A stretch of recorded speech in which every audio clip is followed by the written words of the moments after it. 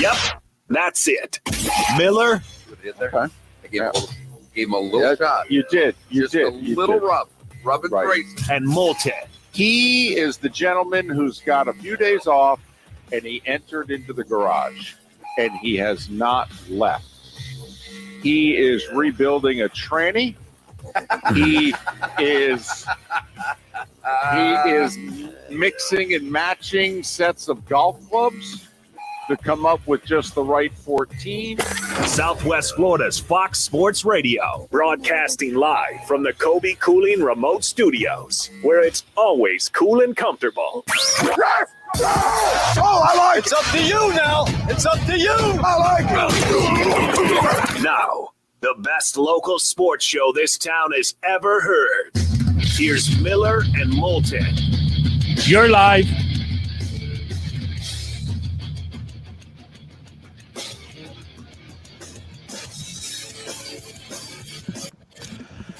How the heck are you, Miller and Moulton, on this first Friday of September? It is the 4th day of the month. Thanks so much for being with us. Southwest Florida's Fox Sports Radio, 3 FMs, 2 AMs, and an HD2 channel. Streaming on millerandmoulton.com, broadcasting live on the Miller and Moulton YouTube and twitch.tv channel, where there is an incentive to be a subscriber. You get a deal if you subscribe to the Miller and Moulton twitch.tv channel. It's September, as in subscribe. Got it?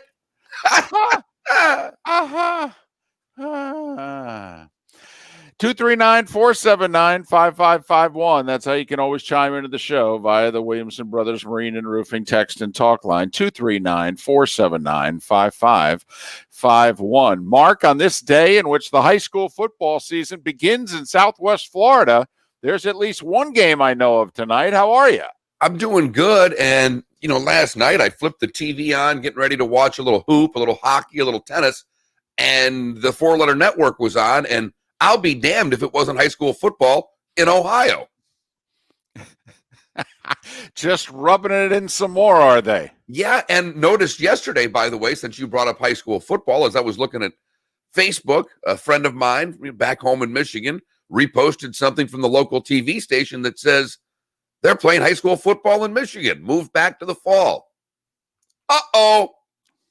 Big Ten, your move. Well, just wait an hour. There'll be another Big Ten when they're playing Rumor.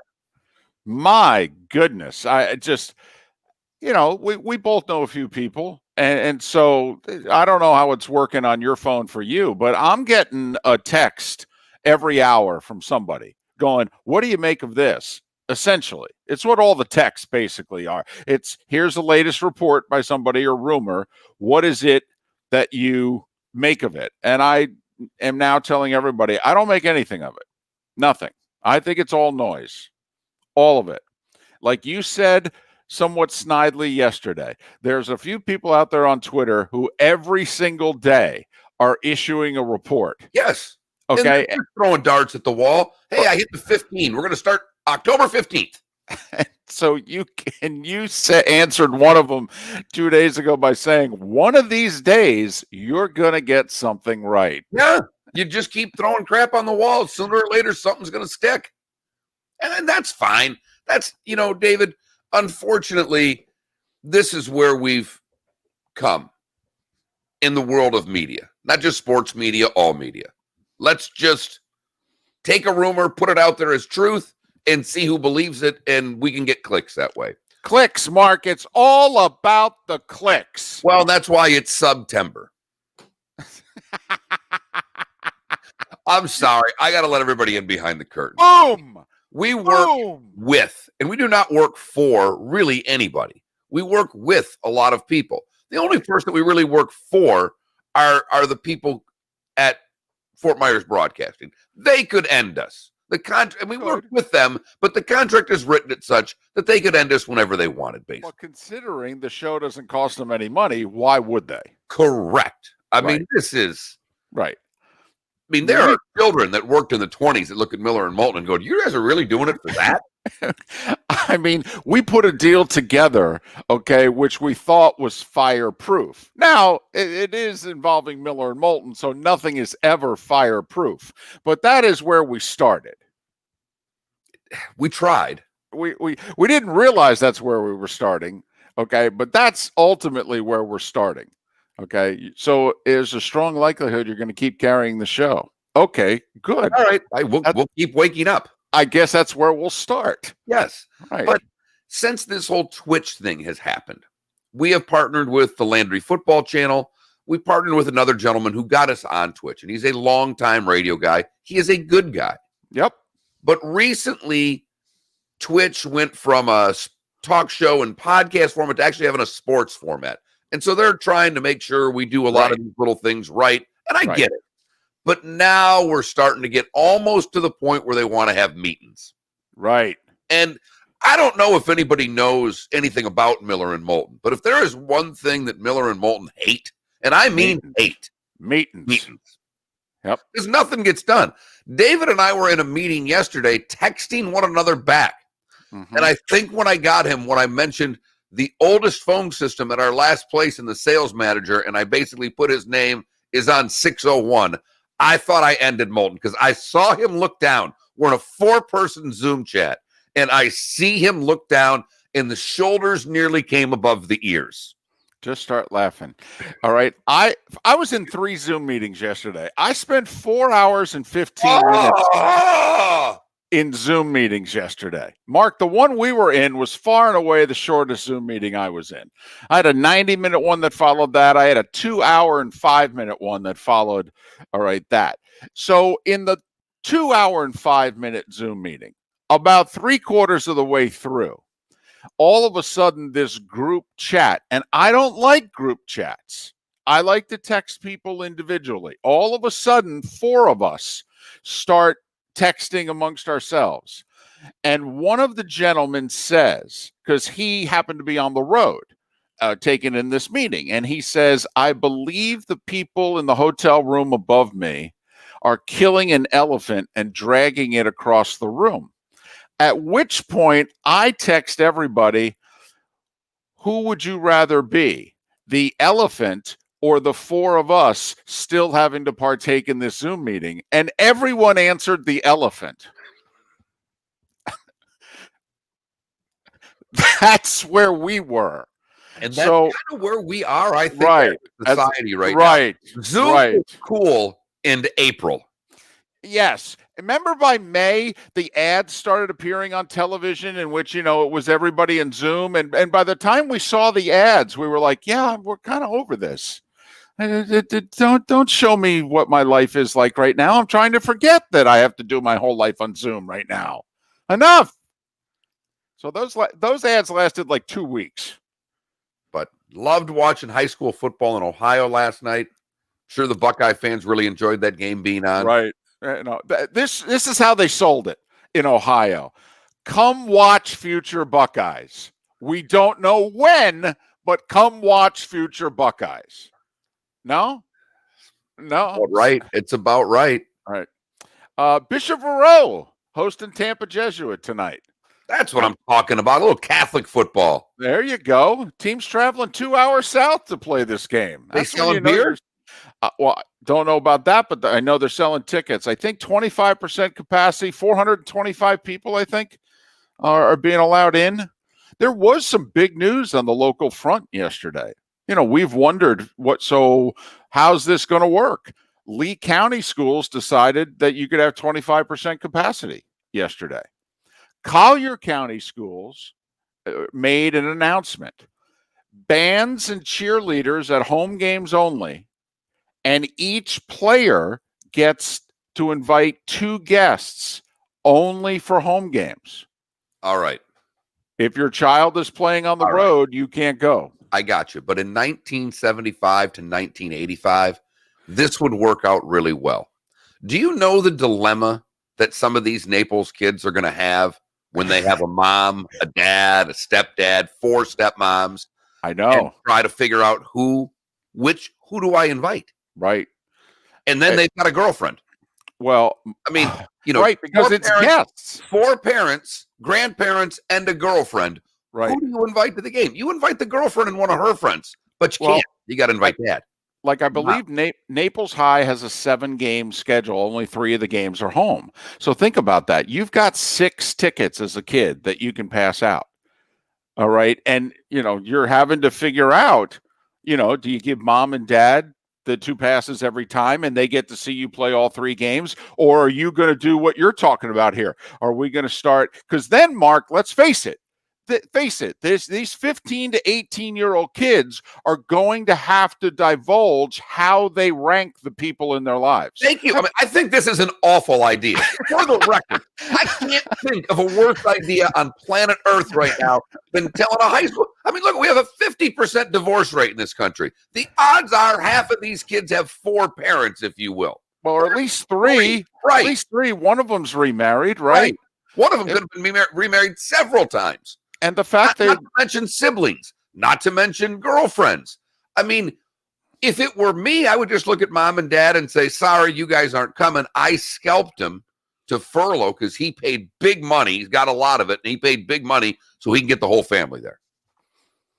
All right, here's how I understand how the rankings always go.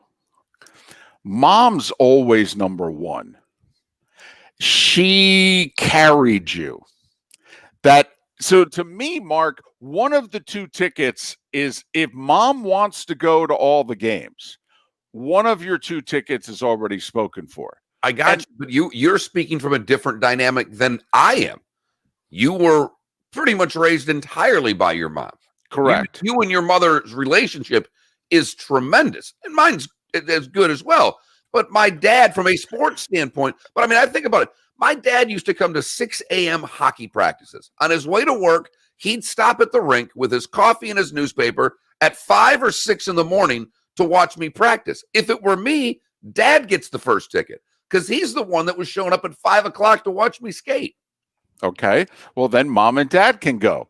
Once again, mom, for the obvious reason, and dad has apparently earned it.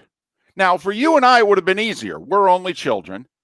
Okay. My mom never remarried. Okay. And while you were growing up, okay, your parents were together. So it would have been easier for us. Right. But we don't have siblings. We didn't have our parents remarry while we were still in high school. Here's another thing to consider. You brought up the girlfriend. This is where you really want, as a football player, it'd be helpful if you're dating a cheerleader because she's already in. I know, but they're already in. So I'm just saying.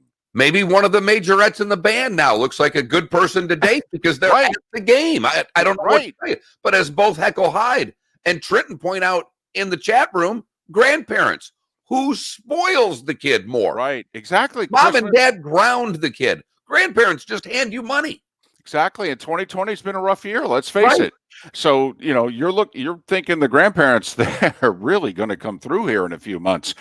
It has also been scared they are of the coronavirus. They may spend even more money because they don't know how much longer they've got left. Mark, has Collier County taken, the definition of essential to a new degree? That's what we've all in the last 5-6 months of it. Are you an essential business? All right. Are you an essential person? Okay. Like if you fly into another state, do you basically have the note from the governor in which you're good, or no? Do you have to quarantine for 14 days? Do the football players in Collier County, have they now taken essential to the highest degree?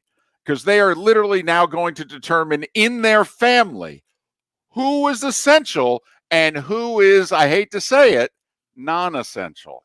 Well, David, that combined with where we are in the name and likeness pattern of college football, I would think some of these very creative high school students may just look at their family and say, how much you got?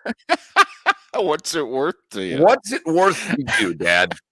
You bitched at me for 2 years about the way that I don't run on a pass pattern that's not to me. You know what? I don't want to hear it anymore. Mom, you can go. Dad, you're out. And Mom, I'll tell you what, I'll give you the second ticket. You bring who you want. All right, right. You look right at somebody in the eyes and go, so how much is the coconut bowl worth to you? This car is not running the way I really think. Wow. Dad, you know what? I would really like your Jag. There is one high school kid, David, that's like us. You know that there are a handful of real snarky, sarcastic SOBs. Right. I'll tell you what, you better be a really good player. That's all I got to say. I mean, even more than a starter. You know, you're just saying there's probably only that type of attitude. Yeah, exactly. In fact, you may need to already have the 4-year free ride to a prominent place in the back pocket to make that demand. I don't think it's a prominent place at this point. If you're going to a place and it's paid for, you got a lot of hand. You know, that is true, especially with the cost nowadays. Exactly. That is true. Yep. We had a little fun there, but I still go back to my original statement. This is terrible. How can you make these kids do this? It's horrible. I'm not even kidding. Really a 16, 17-year-old boy, we're giving him 2 tickets and telling him who to pick? Are you out of your mind? Listen, I would literally put the 2 tickets for every game on the table and just look at my mom and go, figure it out. Let you guys figure it out. I love you all. Okay. I ain't ranking you. Just tell me what names to write down at will call. That's all I need to know. Right. You just write the piece of paper down. I'll hand it to him. But let me tell you, I mean, this could be the toughest thing that these kids have had to overcome here during these last 6 months. Wait a minute. I have to now prioritize my family members.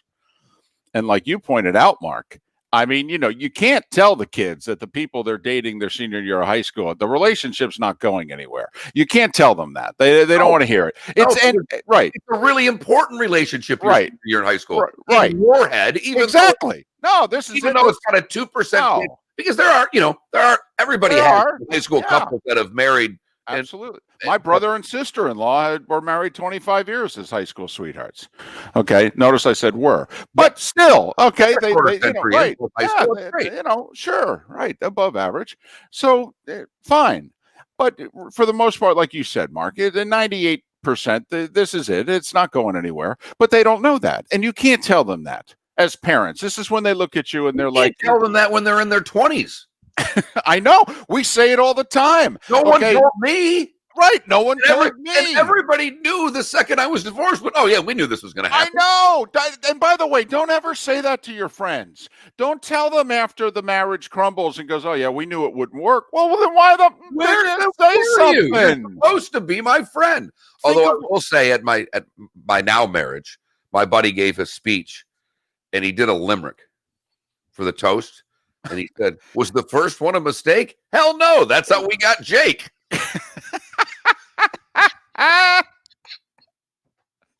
There you go. It served the purpose. Absolutely. But hey, if you really think about it, close friends, all right, think of some of the things that you have said to us in our lives. All right. But you refrained from saying, hey, I got to be honest. I don't see this going anywhere. What? Really? Think of some of the things you have said to us, but you wouldn't say that. So feel free. Just throw it in there. That's all. Okay. And you could do it in a joking way too. Hey, congratulations. No, I'm really happy for you. Just so you know, I've got the under. That's all. Just do it that way.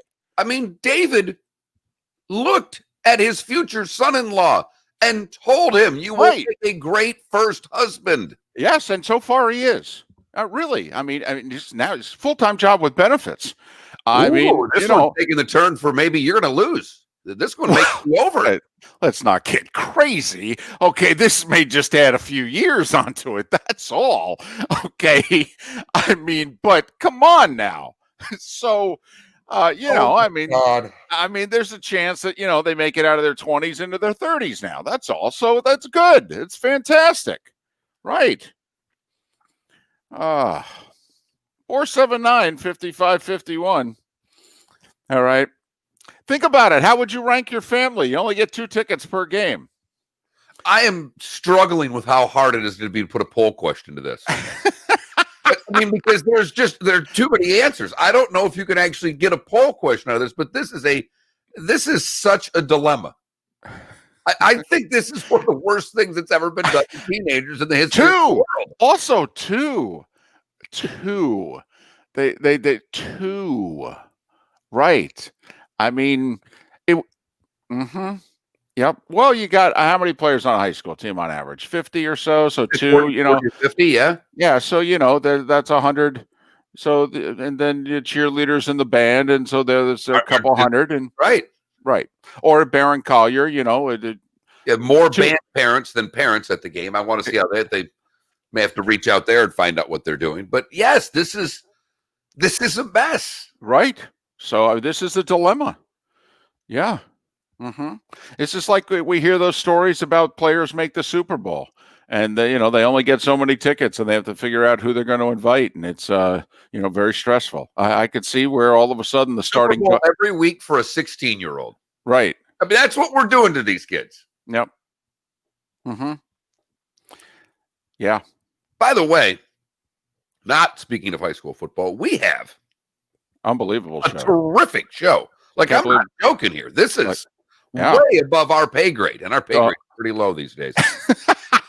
But in that, along those lines, it's September. September. Subscribe to the Miller and Moulton Twitch channel. It's September. Bob Ryan will join us at 7 a.m. That Bob Ryan. Yes. Bob Ryan. Right. That Bob Ryan. Not like when we had Ed Reed on a couple of weeks ago. Reed. Right. It was not Ed Reed, the Hall of Fame safety. No, it was Ed, writes for the News Press, Reed. Right. That's who we had on. This is Bob Ryan, Boston Globe Bob Ryan. Yeah, exactly. Anthony Beck, 12 years in the league, does pre and post now for the Jets. Did a lot of work with the Bucks. We'll talk to him about all things NFL. Ryan Silverfield, he's the head coach of Memphis. They have a chance to run the table this year. Yes, they do. Yes, they do. Aren't they playing this weekend? Arkansas State, Saturday night. See? If there's a big college football game on television, apparently we get the coaches. We're all over it. That's just the way it goes. And the Derby is tomorrow. Yes. Is today. And that means our friend Kurt Becker is on the show to tell you where to win money and how to win money. Once again, a reminder, just like we did a couple weeks ago with the Indy 500, because we knew that you all forgot it had been rescheduled for late August. The Kentucky Derby is tomorrow. That's right. The Kentucky Derby is not the first Saturday in May this year. It's the first Saturday in September. There you go. All right. Make your bets accordingly. Miller and Moulton. Hell of a show lined up for you. On a football Friday, where you're only allowed to bring 2 guests. Does that make it a football Friday? It's kind of a whisper, David. It's just a football Friday. Nice. That was a great golf voice there. Thank you. Fantastic. That was a 4 to 6 footer for par at a key moment of the round voice. McElroy just had that child. He'll use the 4-footer to make par. That's very good. More Nance than Hicks there is what I sensed. More Nance than Hicks. That's a hell of a compliment. I'll take it. I agree. Hello, friends. Hello, friends. Good morning. Good morning, friends. And thanks for listening to Miller and Moulton here at Augusta National. Or our respective bedrooms on Southwest Florida's Fox Sports Radio. Receiving over. Alexa. 2 tickets? 2 tickets. LeBron has shown his greatness. Kevin Durant's a better player. I can't text him. Too early to text the BC. I'm sure the BC principal's up this morning, but I can't text him at 6:30. I wait till 7 to start sending texts to people. I went to bed at 8:30 last night, David. Hello. Finally. Done. Watched The Irishman yesterday. Did you like it? I loved it. Yeah, it was good. I loved it, but again, I'm a Bob movie nut, and the fact that, my buddy's uncle got some quality time for being part of the killing of Hoffa. I was like, Tony Jack, all right, Dominic's uncle, way to go. So true story, My buddy Dominic, not really buddy, but a couple years older than me, friend of mine in high school, Dominic Provenzano. His mother married, or I guess his mother's brother was Tony Giacalone. His mother was a Giacalone. His uncle is Tony Jack, the guy that's in the movie, the guy that set up the meeting with Hoffa, head of the Detroit mob. Okay. So I think it was my sophomore year in high school. Dominic and two buddies go down to Tony Jack's in Miami for spring break. And I remember John DiMacario coming back going, holy shit. He goes, we go to Tony Jack's place in Miami. He goes, you're pulling in, and there's like guards with guns. Because I've never seen anything quite like it. Because you knew right away that they weren't lying about who Tony Jack was. So they spent spring break at the mobster's house. I always got a kick out of that. A full breakfast nestled between two sweet hotcakes. And only free well, the people who ran Linden, New Jersey, okay, were very mob connected. They had a place down in Marco. They apparently were running the city for many a year from Marco Island. Running Linden or Marco? Linden. Okay. No, I think they stayed out of Marco. There was a lot. I mean, there was a lot of folks in Marco. I don't know how connected the city was. I just don't know if they all just vacationed there. You know what I mean? Spicy jalapenos and melty pepper jack cheese. We took a burger that was already delicious and. But how much do you buy of the Irishman? Whip crack to explain it because jalapenos sound like this. A decent amount. I love the Pesci line where he leans over to De Niro and says, we killed a president. What makes you think we couldn't kill the president of the union? Right. Yep. Okay, then. Yep. 300 ports nationwide. Your local Towboat I hear you paint houses. We're bigger than U.S. Steel. Right. Yep. Inland, the river to Laco, and out. And I mean, and new membership pricing starts as low as 90. I just like when they're showing. I like when they show Kennedy get shot. Pacino is off and turns back around and goes, sits down and eats his ice cream. Funny. Oh, I don't need him back, Tom. I thought it was terrific. I enjoyed every second of it.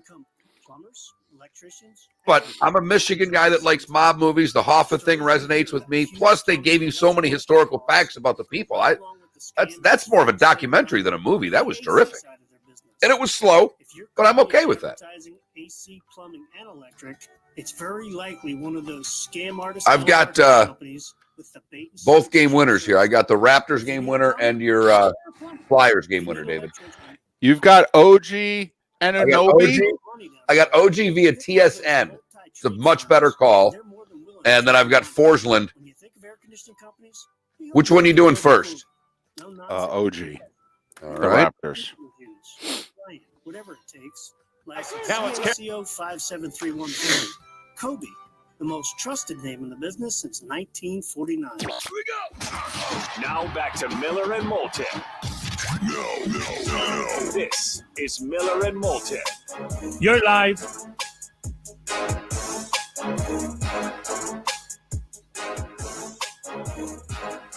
$29 past the hour. Top of the morning to you. How the heck are you on this first football Friday of September? Thanks for being with us. Miller and Moulton, Southwest Florida's Fox Sports Radio, 3 FMs, 2 AMs, and an HD2 channel. We're streaming at millerandmoulton.com. We're broadcasting live on the Miller and Moulton YouTube and Twitch.tv channels. A chance to subscribe in September. Get it? To the Miller and Moulton Twitch.tv channel. Big sports day yesterday. Big. It really was. So let's get right to it. Time now for the starting five. 5 big stories that you need to know. This is Miller and Moulton Starting Five. Fox Sports Radio at foxsportsfm.com. And to remind you, the starting five brought to you by the Florida Sea Dragons, Southwest Florida's first pro basketball team to fail. Quite a few people forgot about the second pro team. Yes. Right. Have had to answer a few trivia questions, if you will. I thought if you'd have been smart, you'd have just said, stay tuned till Monday. Yes. Well, or Tuesday in this case, but yes. True, yeah. Yeah, we've got Monday off. It's Labor Day, folks. We're not working. Woo! It's our last day off till Thanksgiving. We're not working. If you were not with us last segment because you're just waking up, first off, top of the morning to you. How the heck are you? Secondly, high school football begins tonight in Lee County with Bishop Verot hosting Tampa Jesuit, and there will be 25% capacity. There'll be 425 people there. Collier County, and there will be 25% capacity at all Lee County football games this year. The county decided that. Collier County, meanwhile, decided bands and cheerleaders will be at home games. And the players will get 2 guest passes per home game only. So if the game's on the road, no band, no cheerleaders, no parents, no fans for the road teams. Only home teams will have people in the stadium. And so we had a little fun. If you're just joining us imagine being a high school student and you have to determine who gets those 2 passes for your 3 or 4 home games, depending on your schedule. NBA, first off, a stunning development late morning. Steve Nash out of nowhere named head coach of the Brooklyn Nets. Took everyone by surprise. It did. And then Stephen A. Smith started calling it white privilege. Right. And then people did a little digging, and Nash was a consultant for the Warriors, and he and Kevin Durant have apparently developed a really, really good relationship. So Kevin Durant picked Nash as the head coach. Right. So end all your speculation, white privilege, this, that, and the other. No. The star player for the Brooklyn Nets told management they wanted that guy to be the coach. Well, on the other thing to shoot a big hole in Stephen A's argument is the last 3 players who had been hired, all right, with no previous head coaching experience, were all black. Okay. Now, before that, it was Steve Kerr. And I believe it's like the last 16 or 17 who have been hired. It's damn near a 50-50 split by race for those of you, Stephen A. Smith, that apparently are paying attention to this sort of thing. But also, he spoke of Steve Nash as if Steve Nash is just like a journeyman ball player or something. I mean, it's Steve Nash, for goodness sakes. I mean, great player, Hall of Famer. When he played, what did everybody say about Steve Nash? Like a coach on the court. Rashad Phillips, who comes on our show, and I trust more than anybody basketball-wise, he's a smart basketball man, immediately tweeted out, point guards make the best coaches. See the game, see the entire game their whole career. The transition is easier than any other position. Okay. It's like a goaltender in hockey. Now, I'm not saying from a coach, but when I have broadcast partners, I loved having a goalie as a color guy. They see the game differently. They see it like a coach. Same with a catcher in baseball and a point guard in basketball. I think all of these make sense. So Steve Nash, proud Canadian, new head coach of the Brooklyn Nets. Canada's team, the Toronto Raptors, in a whole heap of trouble last night, Mark. Down 2-0 to the Celtics and gave up a dunk with a half a second to play to fall behind 103-101. This is it. Down 2, half a second to go, having to inbound from the side near their bench. They need a miracle. To go in game 3. OG with a look. Got it! OG Anunoby at the buzzer! OG! Oh my! To go in game 3. Kyle Lowry. What a pass by Lowry, by the way. He's got a 7'5" guy in front of him, David. Yep, they put Taco Fall in the game to make the pass as difficult as possible. Lowry throws it cross court to OG, who was on the short wing, if you will, not quite in the corner, but on the wing, and he caught it and hit the 3. Half a second, had to be perfect execution. Toronto 104, Boston 103. We now have a series again as the Celtics lead is 2-1. Clippers had no trouble with the tired Nuggets, 120-97 in game 1 of their Western semifinal. Hey, you like a game 7? Well, the NHL is going to have 3 of them coming up, thanks to 2 results last night. Flyers and Islanders, for the 3rd time in the series, go OT. This one in double overtime, tied at 4. If the Islanders score, they advance. If the Flyers score, they stay alive. Carried out by Hayes. Over the line with Raffle crisscrossing. Him and Hayes shoved by Barzell. Up top, cruising is Provorov. He scores! Ivan Provorov wins it in overtime. Game 7, Saturday. That's the best hockey play-by-play guy going right now. That's John Forsland. Ivan Provorov with the game winner. Flyers, who have won all 3 overtime games in this series, including games 5 and 6 in overtime. The Islanders have been a goal away from eliminating the Flyers now for 3 days, and they'll play a Game 7 winner to face the Lightning in the Eastern Conference Finals. Only about 25 more shots for the Islanders in that game last night than the Flyers, but the Flyers forced Game 7. And speaking of a differential in shots on goal, Vancouver has shockingly forced a 7th game with the Las Vegas Golden Knights. You may recall Vancouver won Game 5 2-1, despite being outshot 43-17. Well, Vancouver won Game 6 4-0, despite being outshot 48-23. That's right. Las Vegas has just lost 2 games by the combined score of 6-1, having outshot the Canucks 91-40. Thatcher Demko, the backup for the Vancouver Canucks, has made 42 and 48 saves in the last 2 games. Thatcher Demko. And Mark, let me tell you, all right, if by chance Vancouver could take Las Vegas out of the equation, if you're a Tampa Bay Lightning fan, you may want to start planning a parade. I'm just saying. You will be head and shoulders above the rest of the field. Hey, stop it. Okay. Because first off, if Philly wins, they give the Lightning a better matchup. And Trotz can coach, and that style is a pain in the ass to play against. I understand that, but you know what I'm saying. The Lightning's roster would clearly be better than anyone else who could emerge to the conference finals and beyond. Clearly better. So good news all around if you're a Tampa Bay Lightning fan. Game 7's forced everywhere, and heck, your best competition may get knocked out. You knocked your best competition out. I mean, think of it as we were 3-1 in all these series. Boston was clearly the best team down 3-1. And then I would say Colorado, of what was left. And they disposed of Boston right away, and everybody else just kept on winning. Rays and Marlins had the night off last night. They'll begin a 3-game series tonight. Mets beat the Yankees in 10 innings yesterday, 9-7. Mets did a neat thing. I was going to ask you how, just on a cool factor, how cool you thought that was. Tom Seaver passed at the age of 75. The news was announced Wednesday. He had passed actually on Monday.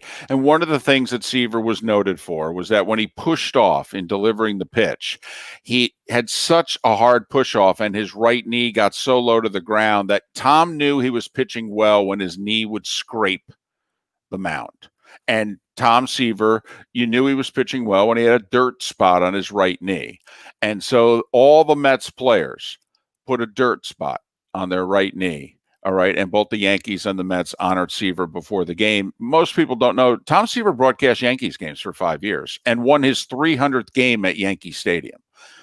All right. And Aaron Boone's dad was a teammate of Seaver's, and Boone actually, felt close to the Seaver family. And so there was a decent connection between both teams. Yankees were very classy. They came out before the game and tipped their hat to number 41, which is honored out on the left field wall as well. So a good moment by those two teams. Mets end up winning 9-7 in extra innings, with the Yankees losing, Mark, and the Jays beating the Red Sox 6-2 in extra innings. Toronto is tied for second with the Yankees. Now, both of them would make the playoffs, but the top 2 in each division are assured of a playoff spot. Right now, Toronto and the Yankees are tied for second. They're both 5 back of the Rays. Couple of hot teams right now, Mark. The Phillies are hot. They beat the Nats again 6-5 in 10. Phillies only 2.5 back of the Braves, but they're a game and a half up on the Marlins in the race for second place in The East, Houston's also hot, just as long as they don't have to play Oakland. They doubled up Texas 8-4. The Astros, despite everything, Mark, just 2 back of the A's in the West. Cubs lose 6-2 to the Pirates. Their lead cut to 3.5 over the Cardinals, even though they've played about 10 more games. White Sox a winner over KC, and they're just a half a game back of the Indians now in the Central. Mark, the Dodgers are 29-10. That's 1 win shy of 750 baseball. Over the course of a 162-game season, the Dodgers right now are on pace to win about 118 games. That's how well they're playing. Dodgers 5-1 over Arizona. Their lead in the West is 6 because San Diego lost to the Angels 2-0. Football news. Cam Newton's the starter for the Patriots, and he's a captain. So for all you anti-Cam guys out there, Cam Newton's a starter and he's a captain. Let me tell you something. Trubisky and or Foles better play really well in Chicago because they could have had Cam Newton. And they said, no, we'll go the Nick Foles route. Just saying, they better get some good play from the quarterback position. The Jags traded another starter yesterday. I mean, as if they're not tanking. Come on. Yeah, but they're tanking, and I don't even know what they're doing. Well, they're deciding on guys that they're not going to pay, quite frankly. You know, they looked at Fournette as, hey, he's entering his 4th year. We already didn't pick up his 5th-year option, and we ain't paying him no matter what. I mean, that's clearly what they were saying. So at which point, we might as well cut him and save some money. Yeah, I think that's ignorant. One, he was tradable for something. Well, they say they put him out there and nobody offered him nothing. Okay. Then you're not paying him that much either. I agree. He's a rookie. We've got a wage scale that he's a competent running back. I don't. You want to cut him after next year? You're paying the guy. It doesn't make any sense, David. I agree. They traded away starting safety Ronnie Harrison to the Cleveland Browns for a 5th-round pick. I think it's a hell of a move for the Browns. Remember, they just lost Grant Delpit for the season to an Achilles injury, and Harrison's not a free agent until next year. So if you're the Browns, you could rent a starting safety for a 5th-round pick. You could move on from him after this year. Good move for Cleveland there. Cowboys release Clinton Dix, and Seattle re-signed wide receiver Josh Gordon. And what's interesting about this is Josh Gordon is still on the suspended list. Yes, he is. Has not been reinstated by the league. Very quietly, the Pac-12 announced something yesterday. I thought very significant what they announced as well. Yes, actually, this could be the Pac-12's contribution to the college football season and beyond, that they're going to be able to provide daily COVID tests. Inside the facilities. Right. I mean, they're going to be able to do their own, for the way I read it, David, correct me if I'm wrong, but this new mechanism allows them to do testing at their own facilities, right? Right. Larry Scott, the commissioner of the Pac-12, said this is a game changer. I mean, he used those words. All right, this is a game changer. And he said, yeah, go ahead. This will allow the Pac-12 to reconsider starting up sports before January 1st. That was the key phrase in there, and I thought you were just moving to the next story, so I apologize for interrupting there. But that, to me, was the key. Also, in that same article, was asked, and Larry Scott did reach out to the Big Ten with this because they work very closely together and is sharing his information with the Big Ten. Could be a very good day for all of college football yesterday. Yeah, Larry Scott said in an ideal world, we would start sports back up together. All right, and it would be better for both conferences for a bunch of reasons. He did, however, Larry Scott point out, you still have 4 schools in California and 2 in Oregon, so half his conference, that do not have approvals from state public health officials. I mean, even practice. Right, to do anything. Practice, right. So, so that even though they are going to have here any minute on-site daily COVID testing, they can't do anything if you're USC, UCLA, Stanford, Cal, Oregon, or Oregon State right now. But remember, in California, they're letting the pro football teams practice, so I don't think it would be a huge stretch to let the collegiate teams practice. Oregon, another story.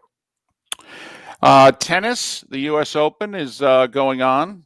Serena Williams, Sloane Stevenson, both won their second-round matches. They will face one another in the third round. Andy Murray's comeback. He was ousted in the second round by Felix Elisame. And that, Mark. Whoa. What? Central Arkansas's bid for an undefeated season ended last night.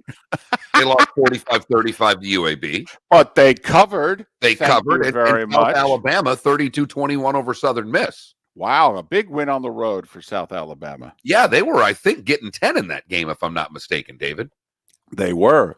So 2 double-digit dogs, won outright, and both covered. So there you go. And yes, Central Arkansas is 2-0 against the spread, which is really all that counts on the season. Thank you, David. And that, Mark, is the starting 5. 5 big stories that you need to know. This is Miller and Moulton starting 5. Fox Sports Radio and FoxSportsFM.com. At 14 minutes before the hour, Bob Ryan from the Boston Globe will join us coming up in a little more than 15 minutes time, just after the top of the hour, the first of a great guest list today on a Football Friday edition of Miller and Moulton. Thanks so much for being with us. Southwest Florida's Fox Sports Radio. Welcome to the program. This show is officially over, everybody. Smoke them if you got them. The NCAA March Madness. Because got to come up with a poll question. Money right there. That's your big ticket item. And I think it should be after mom and dad rank who gets the tickets in Collier County. If you're a Collier County high school football player, who if gets your girlfriend asks you for a ticket, who do you take it from? Mom, dad. Right. Oh, this is so awful. If you're a Collier County high school football player and you only get 2 tickets per game, if your girlfriend asks you for a ticket, do you give it to her?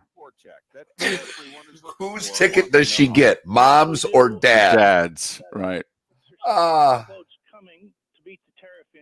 Who would get Jake's? Nick, it's a great question. The odds are would be his mother and his stepfather, who he hates. And she wouldn't give me a ticket, but just ask me for money to pay for something. Wow. Heard her for the first time in about a year the other day because somehow she paid a bill, first one she's paid in forever, and proceeded to text me and say that I needed to reimburse her. Why? So, because I pay for everything. Well, I know that, but you know what? I just said, send me the bill. I don't even fucking argue anymore because I don't care. I was talking, Carl, I think I told Carl that runs the rink, the original Swampy. Carl and I were texting. He goes, I know your first one was a B too. He says, how's that going? I go, I don't talk to her anymore. I go, I pay for everything. I don't have to deal with her. It goes great. Nick, I'm actually not bitter at all. I could give 2 shits. Her life's I feel badly for her because her life's a mess, but I just pay for everything. it's easier that way, Nick. It's easier that way. Sometimes, you know what? To not have the aggravation. And I know that may have sounded bitter, Nick, but I'm telling you, I am not bitter. I have a great relationship with my son, and I don't have to deal with her. It's wonderful. And doing what she did for the 10 years, she doesn't have a good relationship with her son. And I never had to say a bad word to my son about her. He figured it all out on his own. Kids so I tell everybody, do. You just take the high road. Exactly. Don't listen to the other person. Eventually, you're going to go through some tough times, but eventually the kid will figure it out. Yep. Best thing my mother ever did. My mother never spoke badly of my father. And you told me that too. Yep. That's advice David gave me. And he wasn't the only one. That's the one. And it's hard. Yep. It's hard. It was hard for my mom. It has to be. There were times she wanted to reach through the phone and stab him in the neck, but right. No. No, she said, "Hey, you'll figure it out." CAC 1819995. Hi, I'm David Hunnemeyer, COO of Sept. Plus, my father was a good guy, not a good father, but that was my dad too.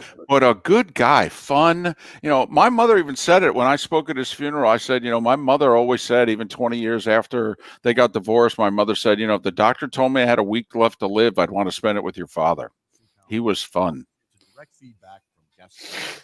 Safe and sound means stringent sanitary protocols such as screening. That's right. And he got Frank. For team members and guests, along with face masks that meet CDC guidelines. Well, More space for physical I didn't get Frank.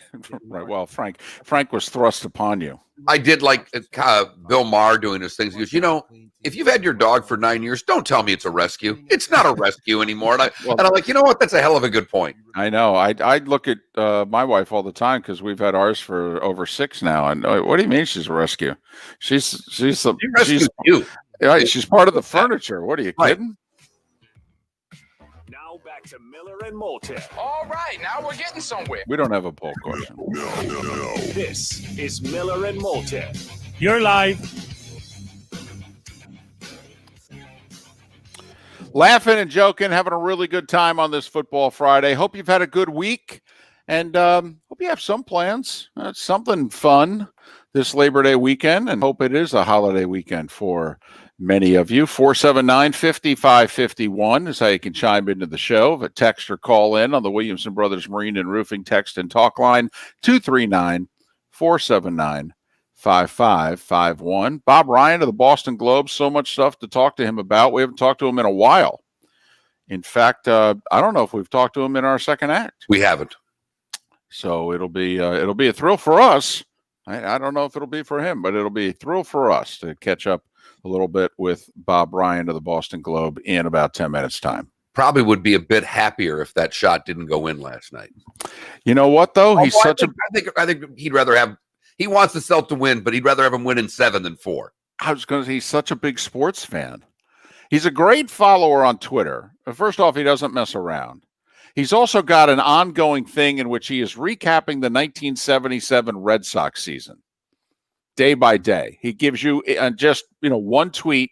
He gives you a synopsis on this day in '77 what transpired, which I love because that's right up my alley.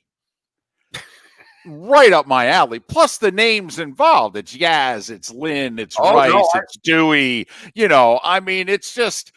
You don't have to be a Red Sox fan. You see those names, you're like, Evan's doing right. Of course he is. Absolutely.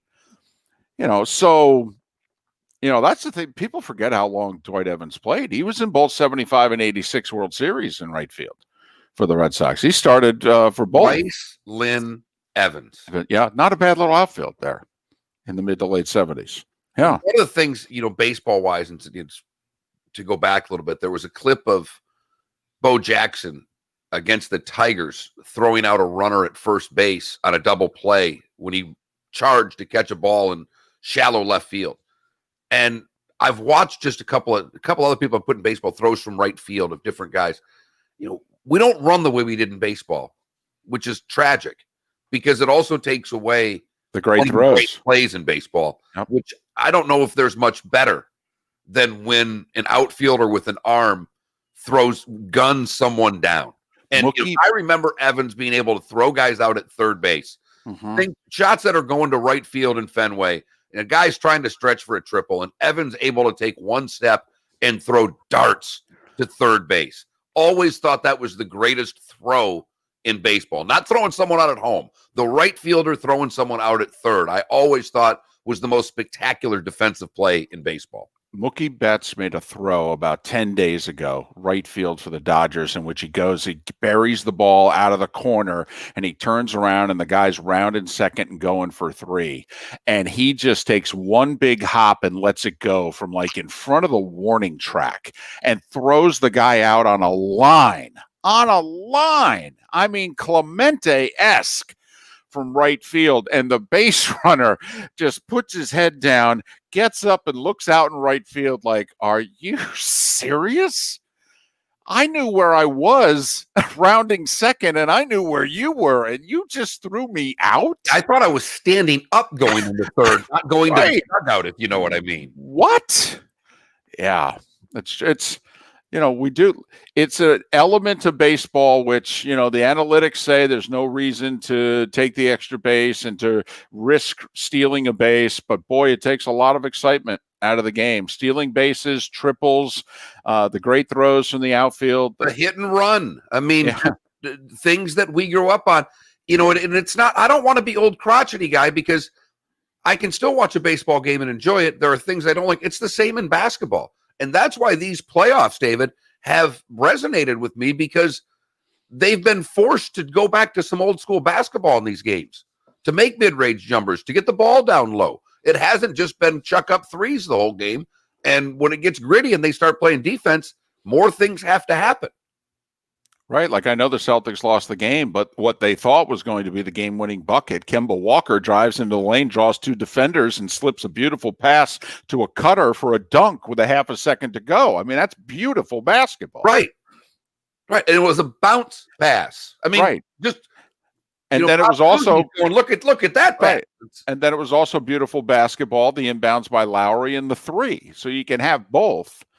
All right. And so sports was good last night. And as Bob Ryan pointed out on Twitter recently, he went from Luka and Kawhi going head to head, and he flips the channel the next day and he's got Dustin Johnson and John Rahm with back-to-back putts on top of one another, which Bob Ryan on Twitter is just like, is there anything better than sports? Come on.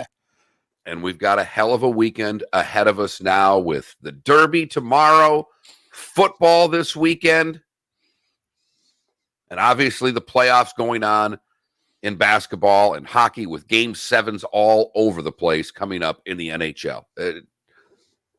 Hey, I don't want another COVID year, but it's giving us one hell of a September sports lineup, David. Yeah, November could be rough. We'll have no basketball, no hockey, no college sports. I mean, you'll just have football. You're not going to have anything else in November. And I'm okay with that. A little racing, touch of golf, that's about it. I mean, I'm okay with the no basketball and hockey starting up. I don't think they should start up till Christmas anyhow. So this isn't the worst thing in the world. Bob Ryan next. Let's face it, these are stressful times.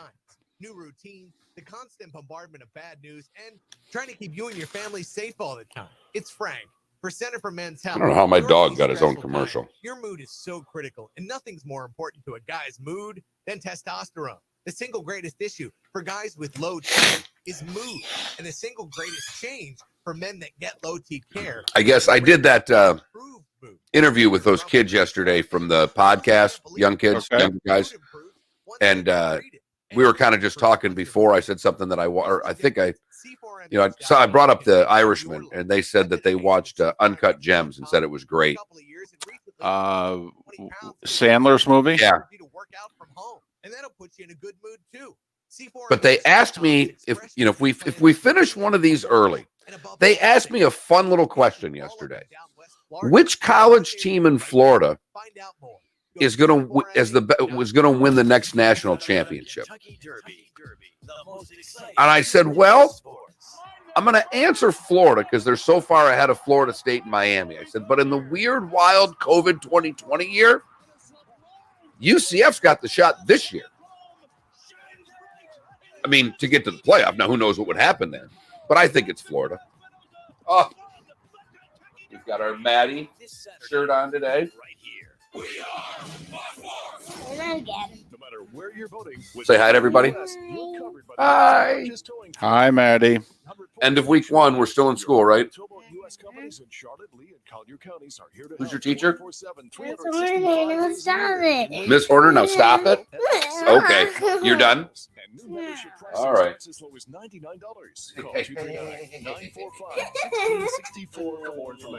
be good. I'll see you later.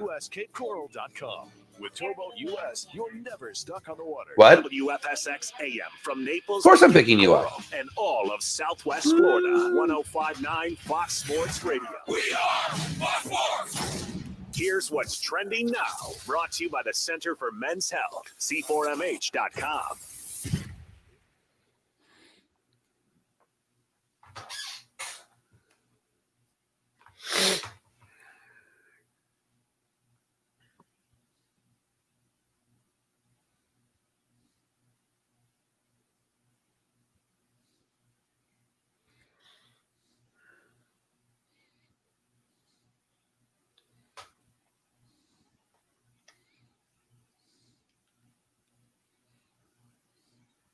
Hello? Hello, is Bob available? I've got a back. This is Mark Miller. He was supposed to do an interview with us. I've got a backup number, so I'll call that.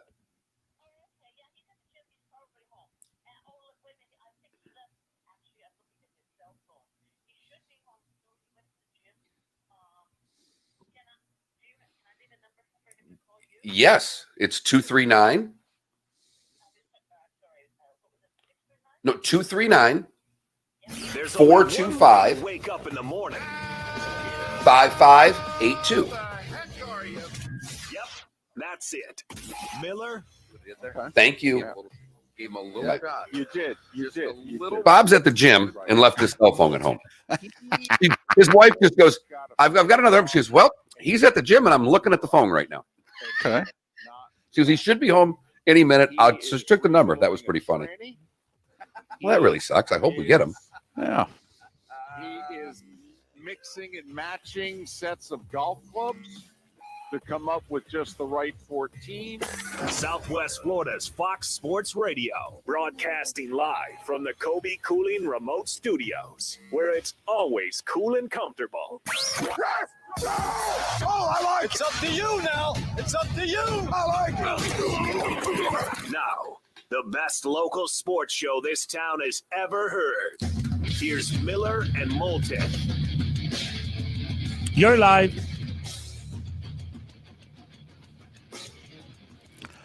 And at a couple minutes past the hour, top of the morning to you. How the heck are you? We are Miller and Moulton, and this is Southwest Florida's Fox Sports Radio. 3 FMs, 2 AMs, and an HD2 channel. Streaming at millerandmoulton.com, broadcasting live on the Miller and Moulton YouTube and Twitch.tv channel. Simulcast on the Landry Football Network, also on Twitch.tv. Ladies and gentlemen, Twitch is offering hell of deals in September because you can take in shows for free, and then also you can subscribe. So September has become Subtember. Subscribe, Subtember. Get it? It's a hell of a marketing plan. Yeah, Right. It was the first time I felt like I worked for a radio station. We've been doing our own show. We do our own thing. Yeah, we've had the Williamson Brothers Marine and Roofing Text Line, and we've had other sponsors, and David and I know how to do that thing. But all of a sudden, we got an email from one of our Twitch partners with this 6-paragraph essay about September being Subtember. And if it were a piece of paper, if it were a memo on a piece of paper, I would have crumbled it up and thrown it at somebody. And of course, when I saw it, I thought food was involved. So that's why I was interested for the first couple of paragraphs. Then when I realized there was no food involved, I'm like, well, this really has no benefit to the two of us. But okay, just wanted to mention it, though, just, to make our bosses happy. And I'm sure they'll appreciate the editorial comments in and around. They always seem to, David. They always seem to. Once again, Mark, it's not what we say, it's how we say it. 239-479-5551. 479-5551. That's how you can chime in via the Williamson Brothers Marine and Roofing text and talk line. Hoping to catch up with Bob Ryan. He's at the gym. And his cell phone's at home. And I know that because I just had a lovely conversation with his wife. So. And I felt like, when you told me the story, and have told the story on air many times, of covering Penn State, and you did the story in which you went to the phone booth, grabbed the phone book, and called Joe Paterno. Yeah, there's Joe Paterno's numbers listed in the phone book. Called him from the side of I-80. And his wife answered, right? Yeah.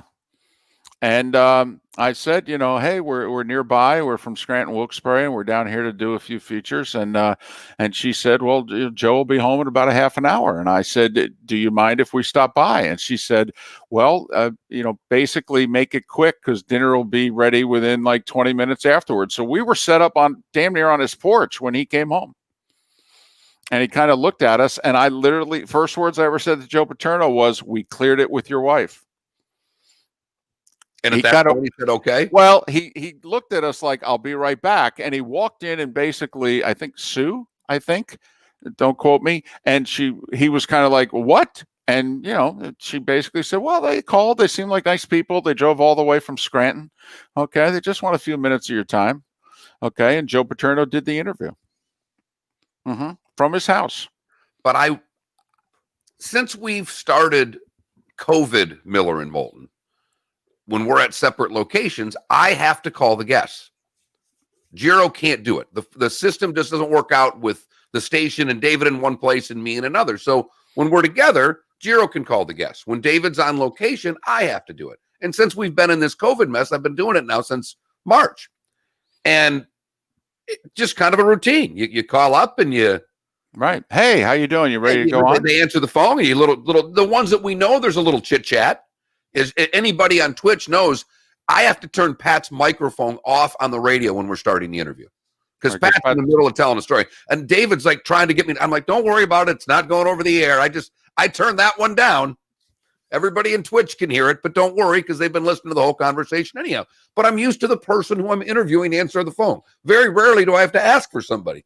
And I was totally taken aback when all of a sudden I have a woman's voice answer the phone. I'm like, is Bob there? And it reminded me a little of the Paterno and a little bit of the Geico ad with the lady talking to her son, who's the action hero. Right. Yeah. Right.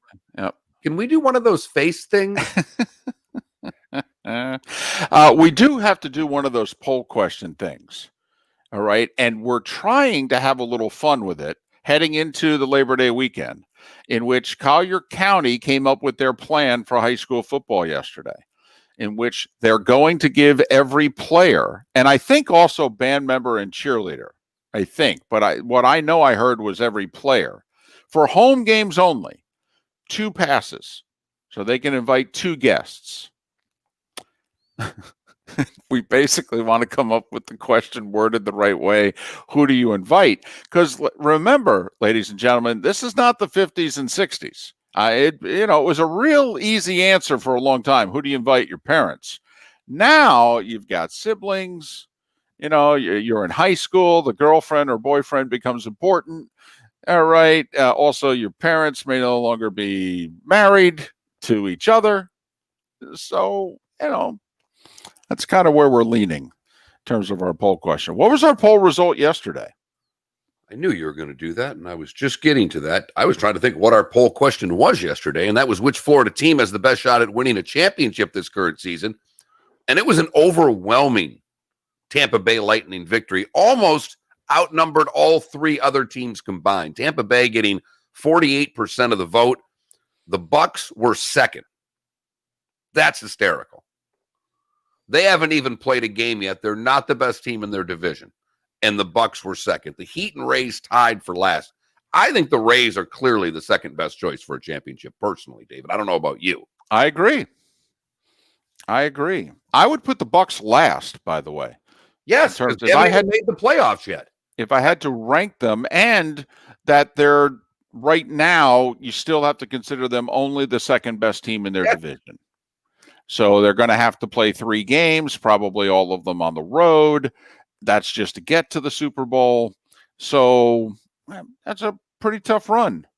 Now, you and I both think they will make the playoffs. We don't think the Bucks are going to flame out this year and miss the playoffs entirely, particularly with the extra team in each conference making the playoffs. We think they will be one of the 7. But the Heat right now are, if they can beat Milwaukee, who can't they beat, quite frankly? And it's funny because I think Miami is playing. Speaking of Milwaukee and Miami, do you know apparently the dirty, worst-kept secret in the NBA is that the Greek Freak is coming to the Heat? Well, or Toronto. Right. Or Toronto. But apparently those are the 2 teams that he has pretty much narrowed down where he's leaving Milwaukee for. Unless Milwaukee can get out of the East and make it to the finals. Those close to him have indicated that, basically he wants to go somewhere where he could win championships. And if he can't get it done with his current group, he's probably going to go elsewhere. It is a pleasure to welcome back for the first time in a while the sports columnist emeritus for the Boston Globe. He is Bob Ryan, who you can follow on Twitter at Globe Bob Ryan. Bob, top of the morning to you. Hope you and your family are safe and well during these times. How are you? So far, so good. We're very pleased to have survived or be, not be a part of this in terms of our health. We're in good shape. Thank you. Bob, you made a comment on Twitter a few days ago in which you just talked about how yesterday it was, the excitement of Luka and Kawhi going back and forth, and then you had the end of the golf match between DJ and John Rahm, and you basically said, for those that don't get sports or don't love sports, okay, you'll never savor that specific sensation and exhilaration. Only sport pushes that particular button, and obviously it has for you. If I could ask you a personal question, was there a plan B if you didn't have the career that you had? What would you have done? My only facility is words. It would have been something with words, writing of some kind. I happen to have a love for sport and an affinity for it. But I'm a reader. I was a history major. It would have been something in sports. Now, within that realm, if I weren't a writer, perhaps I would have gravitated to the other side. Perhaps I would have wanted to go work for a team or a league and be involved in, for example, PR, sports information, whatever. But I can guarantee you, I have no other skill. I have no facility for mechanics, that left brain, right brain thing. I'm an extreme example. I never even know which is which, but the one that has to do with words and language, that's me. And so I would have had to find something in that world. I kind of joked earlier, Bob, and said maybe he'd be in a better mood if that bucket didn't go in for Toronto. And we kind of laughed and said, no, I think Bob Ryan would rather see Boston win, but probably in 7 than in 4. This NBA season has been incredibly wild from so many different realms. But how surprised are you, or how the number of stars that are popping out? This bubble has produced a different level of play out of so many guys. And I don't know if it's that they couldn't handle road crowds. I don't know what the reason is behind it, Bob, but we've had breakout stars popping out of this bubble. Well, 3 come to mind, and they are, what would be Devin Booker, Donovan Mitchell, and Jamal Murray. And you're right.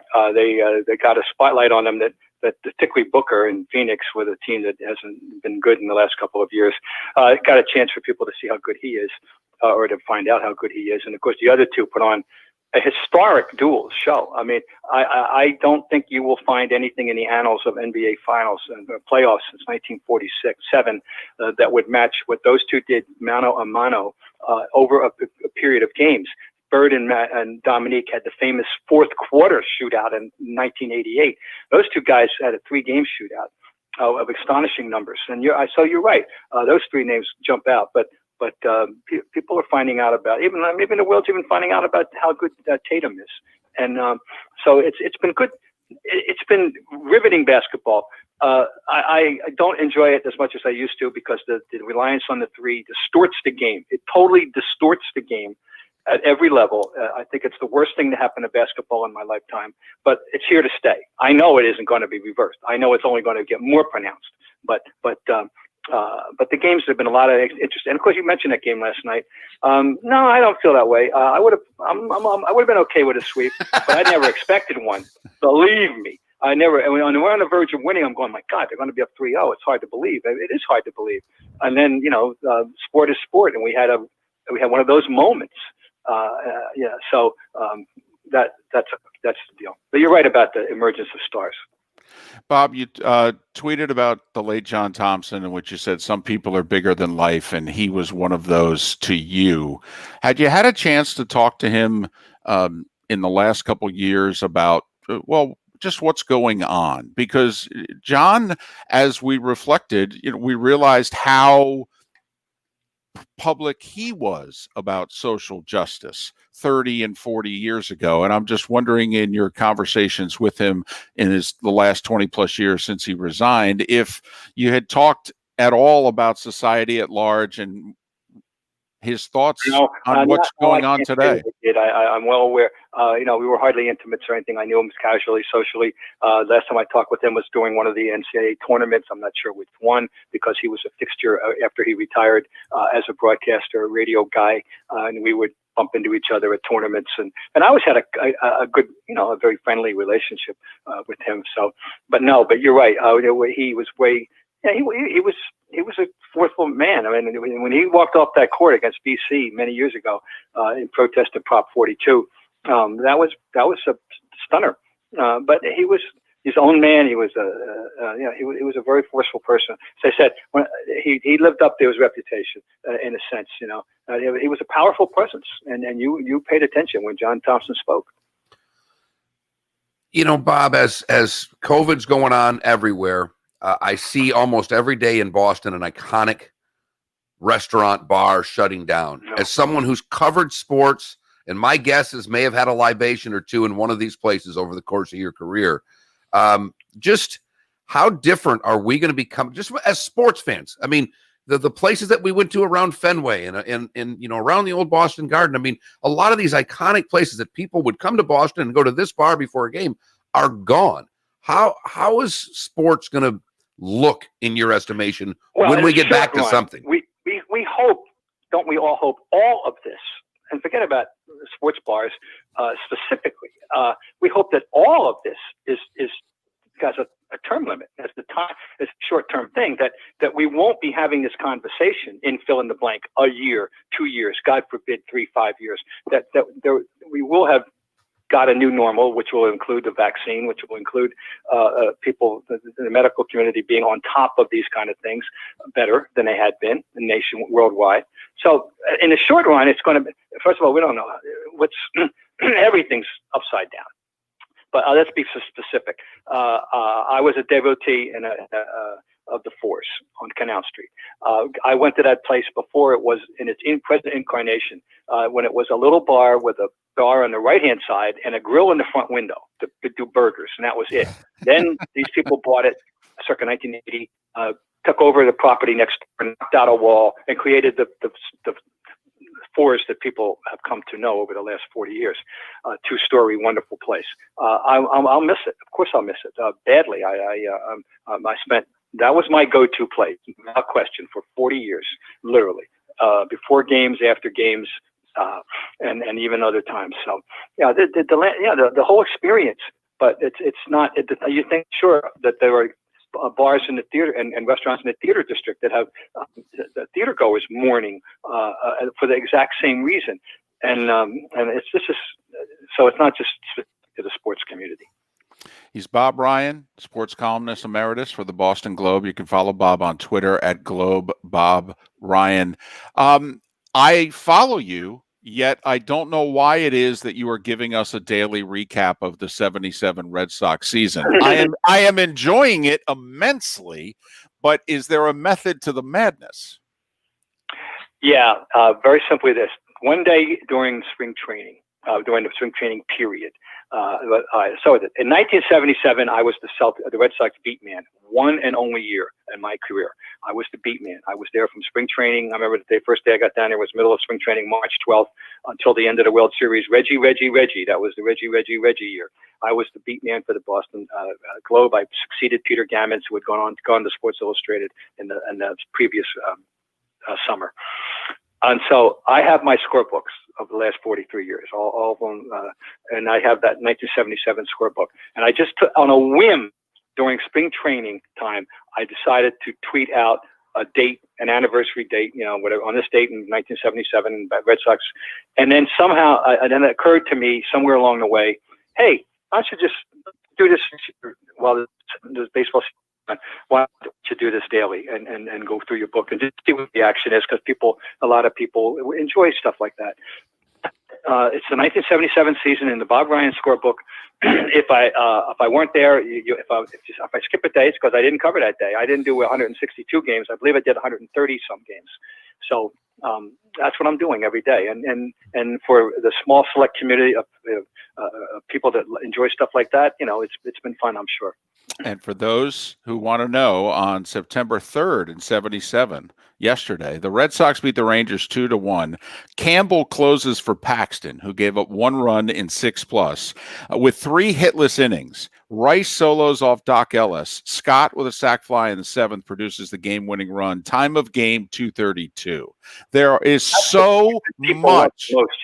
Yes, there is so much that is enjoyable in that tweet. Well, thank you, and stay tuned for today's. I won't spill the beans here. All right, but yeah, it brings back, obviously, for the people, for the my generation, it brings back a lot of names. When you see Tommy Helms and you see Steve Dillard, that fires up some imaginations, and of course that was the year of Butch Hobson had that strangely wonderful year when he batted mostly 8th and 9th, although year ago this week he was batting higher in the order, and he drove in. He had 30 home runs and 112 runs batted in. And it looked like he was going to be a standout for 10 years, and got hurt the next year, and it all fell apart. But anyway, there's a lot of stuff. That was a year they had a very strange year of streaks. They were a completely streaky team. They wound up losing by 2.5 games in the end to the Yankees, but it hit 233, a lot of home runs. It was a fun year. Let me kind of combine that team in that era. You talked about basketball, and you and David and I are all alike that we don't necessarily love where the game is and know it's not changing. I've enjoyed some of the playoffs because even like the pass Kimball Walker made that we thought was going to be for the winner, it was driving in a bounce pass. But we were talking about baseball earlier, and I miss Dwight Evans taking one step and throwing a guy out at third with those ridiculously great throws, because we don't run in baseball anymore. So not for three of us to sound like old guys remembering when it was better when. But you said you don't like the new basketball. Which one do you like more? The new baseball, where we just hit 3-run home runs, or the new basketball, where we just shoot 3-pointers? I mean, which one do I hate more? Which one do I go whichever direction you want, Bob. Which one bothers me more? I guess ultimately it's the baseball, because that's my soul. That's my foundation sport. That's the sport I grew up on, that and college basketball. The NBA I inherited when I became the Celtic beat man. I had not been an NBA expert or fan. I'm a fan, but not a big one. Baseball has been my life since I was 2 years old. Literally, my father was involved in sports and baseball, and that's all I ever knew. And to see baseball deteriorating into a 3-outcome game of strikeout, walk, home run, and the type of game, it bothers me greatly. When we had that milestone of more strikeouts than hits in baseball, that was appalling, and we're going to be there again, and we may never go back. So it bothers, and this parade of pitchers. And the situational, I like the kid Tony. I called it many years ago the creeping LaRussa-ization of baseball, and now it's in a full gallop. Tony La Russa had a more detrimental effect on baseball than anybody in the last 30 years. And I don't see anybody can deny that. So that bothers me more. Basketball bothers me a lot. I hate the 3. I detest the 3. But there's still things I can find. But I really miss having baseball played properly, and it's being. One of the adjuncts to this. We've never had more good athletes play this game than we do now. There's no any question about it. And we're in a golden age of defense. There have never been so many great center fielders playing baseball at one time defensively than there are now. They don't have enough opportunity to make plays. We've never had more good shortstops defensively than we have now. They don't have enough opportunity to make plays. Great defensive plays are what the highlight plays are. That's the highlight on SportsCenter, right? And now you just got to reach to find them. And it used to be there every night. We should have more of them. Bob, we're pressed for time, but I do want to ask you, you got to know Red and covered the Celtics. And when you look at Belichick, do you see any similarities when you look and think about Belichick? What is it that you observe? The comparison is pretty decent, I think, in terms of authority and belief in your methods. Total belief in your method.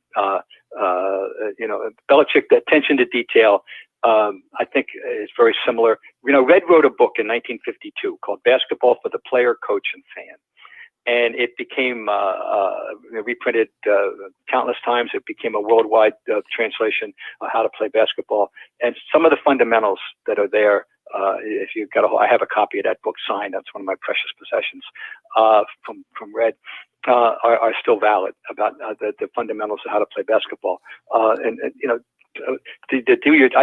just heard a very good explanation on this morning. Keyshawn Johnson talking about Belichick and the do your job thing. And when he tells you to run a pattern for 8 yards You don't do it for 5, and you don't do it for 10. You do it for 8, and there's a reason. And when he tells the defensive backs about certain things in technique, if everybody does what they're told, then you'll have a group success. He's smart. He's the smartest kid in the room. That's it. Belichick is the smartest coach that's ever lived. That's that. And Red, Red was born to be a leader. Red was born to be a coach, a CEO, a general, something like that. He was a very bright man, and he just chose basketball. And the same with Belichick. Belichick couldn't imagine him running a company, but he chose football. Bob, I hope our paths can cross again at a Red Sox spring training game. All the best to you and your family. Stay safe, be well, and hopefully we can do this again someday. That's great. Thanks for having me. Bye-bye. Bob Ryan, sports columnist emeritus for the Boston Globe. It's been 8 years since he stopped writing. 8 years. I mean, you see him everywhere on a variety of ESPN shows, but it's been 8 years since he was a regular writer. Follow him on Twitter at Globe Bob Ryan. Globe Bob Ryan. Nice to catch up with Bob Ryan. It's been a while. Didn't even get to ask him how the workout was. Sounded pretty good. He sounded, refreshed, ready to go, tackle the day. He did. It sounded like he didn't have enough water, though. I think he was ticked off about having to do the interview. He thought it was 7:30. Yeah, no. I don't think he was ticked at us. I think he just needed 5 more minutes of, chill time before he got on. I agree. He planned on talking to us. Which one do I despise the most? Right. Which one do I hate more? The current NBA or the current Major League Baseball? Wow. Bob, how do you feel? Bob Ryan. We don't have a poll question. Wow. Can we dedicate our poll question to Bob Ryan? What bothers you more, modern day baseball or modern day basketball? Wow, I like it. Why not? That's a hell of a weekend poll question. It sure is. Positive. Staying positive. Right. Woo. From the glass half empty department. Fox Sports Radio, streaming MillerandMoulton.com, and you're looking live on Twitch.tv. This is The Herd with Colin Cowherd. Baseball numbers are way up. The boycott crowd. Now, Anthony Becht, here's the funny thing. So he's not doing any work with ESPN this year because they don't have enough games. Right. So, but he's pretty sure he's going to be brought back next year. We've had a scarcity of sports for 6 months. People want to watch right. sports. But he's not doing anything with them right now. New on Southwest Florida's Fox Sports Radio and FoxSportsFM.com. Dial star 2020.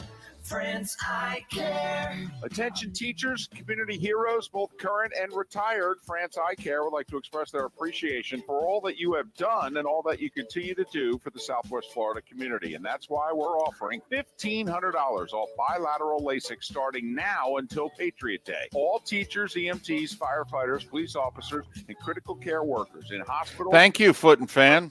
Clinics are eligible to receive. Well, it's tough to do a bad interview with Bob Ryan. Let's be honest. And this expert team of surgeons want to help you experience better vision. He's smart. He's entertaining, and he can interview himself. Yep. But thank you. And it's $1,500 off LASIK by dialing star 2020 from your mobile. I knew there had to be a reason why he's doing the 77 season day by day. I just knew. I'm glad you asked. But there's so much to that one tweet. Like Campbell gets the save, going 3 hitless innings. Right. Your sausage. Also the names, George Scott. Right. Oh, I knew sack fly. Doc Ellis. George Scott's hit the sack fly, huh? Doc Ellis pitching for the Texas Rangers. Wake up, you're happy with the new hot cake breakfast sandwich. Part of the 2-3 more. Time of game, 2:32. Little things. Participating Hardee's restaurants. I love his daily Red Sox tweet. The new spicy Western bacon cheeseburger. It's just like the Western bacon cheeseburger with charbroiled beef, crispy bacon, and onion rings, and topped with Yeah, Foot and Fan. Tough to be a columnist and a great one for all those years and not have an opinion. We took a burger that was already delicious and spiced it up. Why are we using this whip crack to explain it? Because jalapeno. So, Mark, the insurance company threw one last wrench in the plans. They said no to the scan that the doctor wanted to give me. But they okayed checkup. Call the doctor. kind of, sort of, a way around it. Is your pool? So I'm going to have to undergo Is the answer. that scan or those series of scans today. free on-site evaluations. We're a family company. But yeah. 40 years we've been doing business right. The prescription is the Pool Doctor for award-winning pool service, repairs, and unheard of $39 diagnostic calls. That's mypooldoctor.com or 239-574-1133. State certified CPC 057088. I'm a busy person. Catch the show anytime. Check out MillerandMoulton.com and subscribe to the daily podcasts. Hi, everyone. It's me, Drew Barrymore. Drew, how are you? This year, and that's why I can't wait till this show gets canceled so I don't have to hear the effing promo anymore. Hasn't even started yet. And I'm already sick of you. More. Very more. Get it? Hey, Drew, how about a subscription? I was just going to say. My name on it, but it's All right, I'm calling back. It's September. September, David. It's September, and you can carry more. Oh, rinse, wash, repeat, right? At least we got football starting here. It's getting there. Going on in about 30 seconds. Thanks as always for your time. Really appreciate it. I'm going to patch it now. All right. Shower door. We've been named #1 by I stopped my sit-ups to listen. What are you, rubbing it in? consecutive years and have just been named. What are those? I haven't done a sit-up. Want to see more? Go to My Shower Door. I don't know if I've done a sit-up this century. Oh, David. That's terrible. No, I did. Why don't you do one today? There was, actually, I'm probably not going to do one for a little while because the scar, to be honest, is still a little sensitive. But there was a brief shape-up time. I don't know if it was late in the W. Bush administration or early in the Obama years, in which I, for a short time, you hired that guy, right? Well, yeah. Well, that was different, but yeah, there were sit-ups involved. Miller and Moulton. You're live.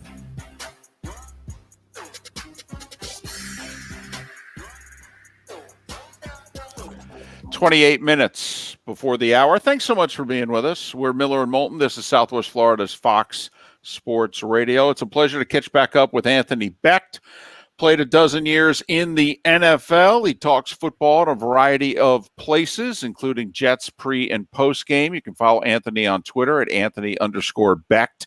Anthony, top of the morning to you. Hope you and your family are safe and well during these times. How are you? Doing great. Thanks. Great to be back on, guys. How's things? Well, things are good. First off, how would you, if you were still playing, what would your thoughts have been about COVID? Would you have played? You know, how much reservations would you have? Just if you were an active player today, how do you think you'd be handling this? Yeah, I mean, I definitely would have been playing. There's no question. I mean, I think as I look at the whole situation and how the information unfolds, and then of course, you know, if I'm in the NFL and the way that things are handled and the protocols and the different things that you have access to, that's different to just, you know, sitting at home or you know, not actually playing the game, stepping away. I think you open yourself up to actually more danger if you were outside of that kind of so-called bubble of playing in the NFL. So that it wouldn't have been a question for me. You know, obviously I would have taken serious precautions. I mean, that's what you do. I mean, we're all doing that, whether you're a football player or you work at IBM or whatever that may be. I mean, you know, you have to do those things, but to think that I may have opted out probably would not have been a question. And I have a son that plays high school football here in Tampa, and it's the same thing. I mean, you know, you got to make those decisions. Both of my kids are going to school, but they're taking the precautions. You're making sure that you can still live your life, but you go about it in a different way now, and that's kind of how my mindset would have been. So, definitely would not have opted out of playing the game of football for sure. Yeah, there's no doubt. When I pick my daughter up from school every day and the 6-year-old gets in the back seat and rips her mask off and goes, "Thank God I can get this thing off now." And you're just like, it's just so incomprehensible for me to think of that my daughter's probably going to go through life where this is not the first time that's not the last time that she'll have to wear a mask to school. I do think that's something we're going to have to do moving forward. There's no doubt the straightness of it, but glad to hear that your kids are playing high school football, and glad to hear we're happy because high school football kicking off around here tonight as well. No doubt. Anthony, when I was listening to, I think it was the Steelers GM yesterday, talk about not camp, but when camp ends and everybody has to move into their place. Teams have all kinds of control right now. They're not going to come Monday. Guys are moving out of hotels, into apartments, houses, condos, whatever. How difficult do you think it's going to be to keep everyone on point, if you know what I mean, if you're a head coach of a football team? Ultra difficult. I mean, there's obviously a ton of obstacles that go into this thing. I mean, it becomes more of a trust and accountability for, professional athletes. And unfortunately, a lot of these professional athletes are still young. They got a little money in their pocket. I mean, they've been cooped up and doing the same thing and understand the regimen of training camp, which is a ton of different of actually, okay, now you got to go out and kind of be a grown man and do your thing and make sure you take the proper steps of protecting not only yourself, but the rest of your team. I mean, I kind of sit down and think about it a little bit too. It's like, if I'm helping out coaching the high school team, where did I go today? Did I make sure I've done everything properly? And because you just don't know. So, you may be around somebody that's completely fine that has it. And then all of a sudden, you may have it, you don't know. And you're like, oh man, do I have it? Do I don't have it? I got a sniffle today. I mean, every time I sneeze or I have a little runny nose, I think somebody thinks I have something, but it's just normal. But it is going to be extremely tough. I mean, look, protocols are in place. Everybody gets tested every day, or I think it's now every 3 days now when they leave camp. But I mean, man, there's no one's allowed in the buildings. But when they leave and come back, I mean, you're right. You don't know what they can touch. A perfect example is, last year, obviously covering the New York Jets. Sam Darnold, leaves and he lives in a development that is kind of like a luxury kind of apartment kind of place. You go in the elevator and you touch a button, and you know what? How many people have touched that button? You don't know. And all of a sudden you come to work the next day and you got mononucleosis. So again, it's the heightening of that is right. I mean, Kevin Colbert's, he's saying the right things. I mean, it's an unfathomable question. They have no idea how that's going to work out. But again, you do the best you can. You have sanitizer. I'm sure these guys, clip the sanitizer on the side of their belts and let it roll, man, and just understand, no matter where you go or where you engage in, wash your hands. You got to stay on top of it because, again, you may wipe out a whole position group if you come to work, and that is a dangerous proposition when you're talking about, playing an NFL football game. If Tom Brady comes in and he's got it, you know what? The Buccaneers are screwed. So it's going to be an interesting deal to see how, guys are going to get it. I mean, let's not sit here and think, man, okay, they're going to get it. Nobody's going to get it. They are going to get it. How do they go about it? They don't know those things yet. And that's the growth of what you have to experience. I mean, baseball had it early on with the Marlins, but, the Marlins stink. I don't think anybody knew the players that actually had it, but it wiped out about 10 or 12 guys. So could you imagine that happen? I mean, on a football team where, you got 50 plus guys that dress for a game and, trust me, you need every one of those bodies. You can't go into a game minus, 11 guys. You just can't. There's no way. So it'll be interesting. Hopefully it can get around it, but it's going to affect the team sometime this season. We're talking football with Anthony Becht. You can follow him on Twitter at Anthony_Becht. And it sounds like we just lost him. We did. BECHT is how you can follow Anthony on Twitter, and we'll hook back up with him here momentarily. 12 years in the league, former first-round pick, and I'll ask him about the Tampa Bay Bucks if we can get him back on the line because he lives in Tampa, played for the Bucks, and he mentioned Brady and the Bucks, who are, let's see, Brady, Gronk, Fournette. They have added some big names to the equation, but will it all fit? Will it all fit? And with a 43-year-old quarterback, you figure you've got 1 or 2 years. And not just because he's got a 2-year contract. So it has to fit, and it has to fit quickly. And it'll be one of the big questions in the league, whether or not it is going to work. And we're having trouble getting back hooked up with Anthony Becht. So I don't know if it's my phone or his because it's going right to voicemail. I can't even get to him. So okay. All right. By the way, gut feeling, do you think it's going to fit? Do you think it's going to work in Tampa this year? And work to me is double-digit wins, make the playoffs, win a playoff game. Anything beyond that is great. Absolutely. Totally agree with you on your you actually went to right where I was going to go as far as the number. To me, 10 wins is the number where I say, hey, this worked. Because 10's going to get you in the playoff. And 9 also figures. Like last year, the 8 might get you in. Right. Last year, the Rams at 9-7 would have been the 7th seed in the AFC. For the record, the 8-8 Steelers would have been the 7th seed. So 8 may get you in. But I do think 10's a threshold of the difference between an above-average team and a good football team. Agreed. I mean, you can still be 9-7 and have done some really good things and still win a Super Bowl. I get it. But I think we kind of put 10 as that number of separating the elite teams from everyone else. And I think the Bucs have to get to that number. The one thing about Fournette that you started reading yesterday, they think he's a really good picking up the blitz pass blocker. And it's an area where they thought they were a little weak. Because the most important thing is not Leonard Fournette running the ball or catching the ball.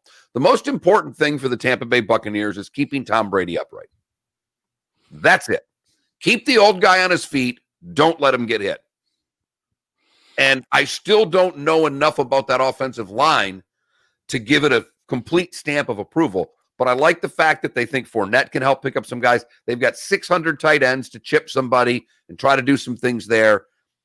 I don't know exactly what New Orleans is going to be this year. They've got one receiver. We've talked about this often. I mean, weapons-wise, Tampa is far superior than New Orleans. They have far more weapons. Well, it depends on, like, Kamara apparently played on one leg last year, which we didn't really know. And just wondering, they can do a lot of things with Kamara. They think they have finally added a second receiver to Michael Thomas. We shall see. Anthony, appreciate you reconnecting with us there. I just wanted to ask you about your backyard. Do you think that all the changes are going to work right away? Because they have to. I mean, the shelf life with Brady and Arians is short. Do you think big changes this offseason, do you think it will click and it will work this year in Tampa? It's got to. I mean, listen, Brady has not had a collection of weapons like this in a long time. I think a lot of people want to raise one flag, maybe just to make one type of excuse that can hold this team down is the offensive line. But look, you got 3 players that are getting paid, and Smith and Ali Marpet and the center. These guys are getting paid pretty good money at their position. I mean, they're probably in the top, 5 or 4 as far as getting paid. Tristan Wirfs is a real deal tackle that can, plug him in on the right side right now. That to me is, you're going to get some good work out of him. So, look, just pre-snap, man, Tom's going to look at defenses every week, and he's probably going to laugh to himself because defenses will be so limited on what they can actually do against the Buccaneers offense. There's too many guys. You can't bracket a guy. You can't double a guy. You can't trust a guy too much because you just don't have the matchups that you need to stop Mike Evans and Chris Godwin and O.J. Howard and Rob Gronkowski in the same offensive formation. Or think about this. Those guys are running routes. If you got a free release or a check down back, who's going to be around this guy for 10 to 12 yards? I mean, I'm talking about, you're talking about a year where Tom's going to be just diagnosing things so easily that, I find it hard to believe this offense can't click, whether he's trying to learn new verbiage or the plays or whatever. I think the biggest question mark to me is Tom and Gronkowski. These guys know what it takes. These guys understand. There is no situation in a game that will stress them out or they'll feel that there's a situation that they can't overcome.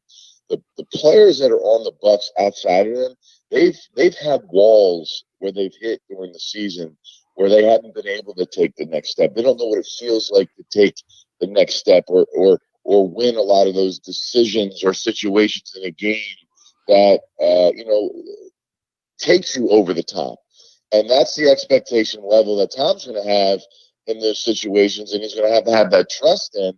These guys got to go do that in those situations. So can they do it on a more consistent level? And now all of a sudden you're a winner. I mean, can you handle being, 5-2 to start the season?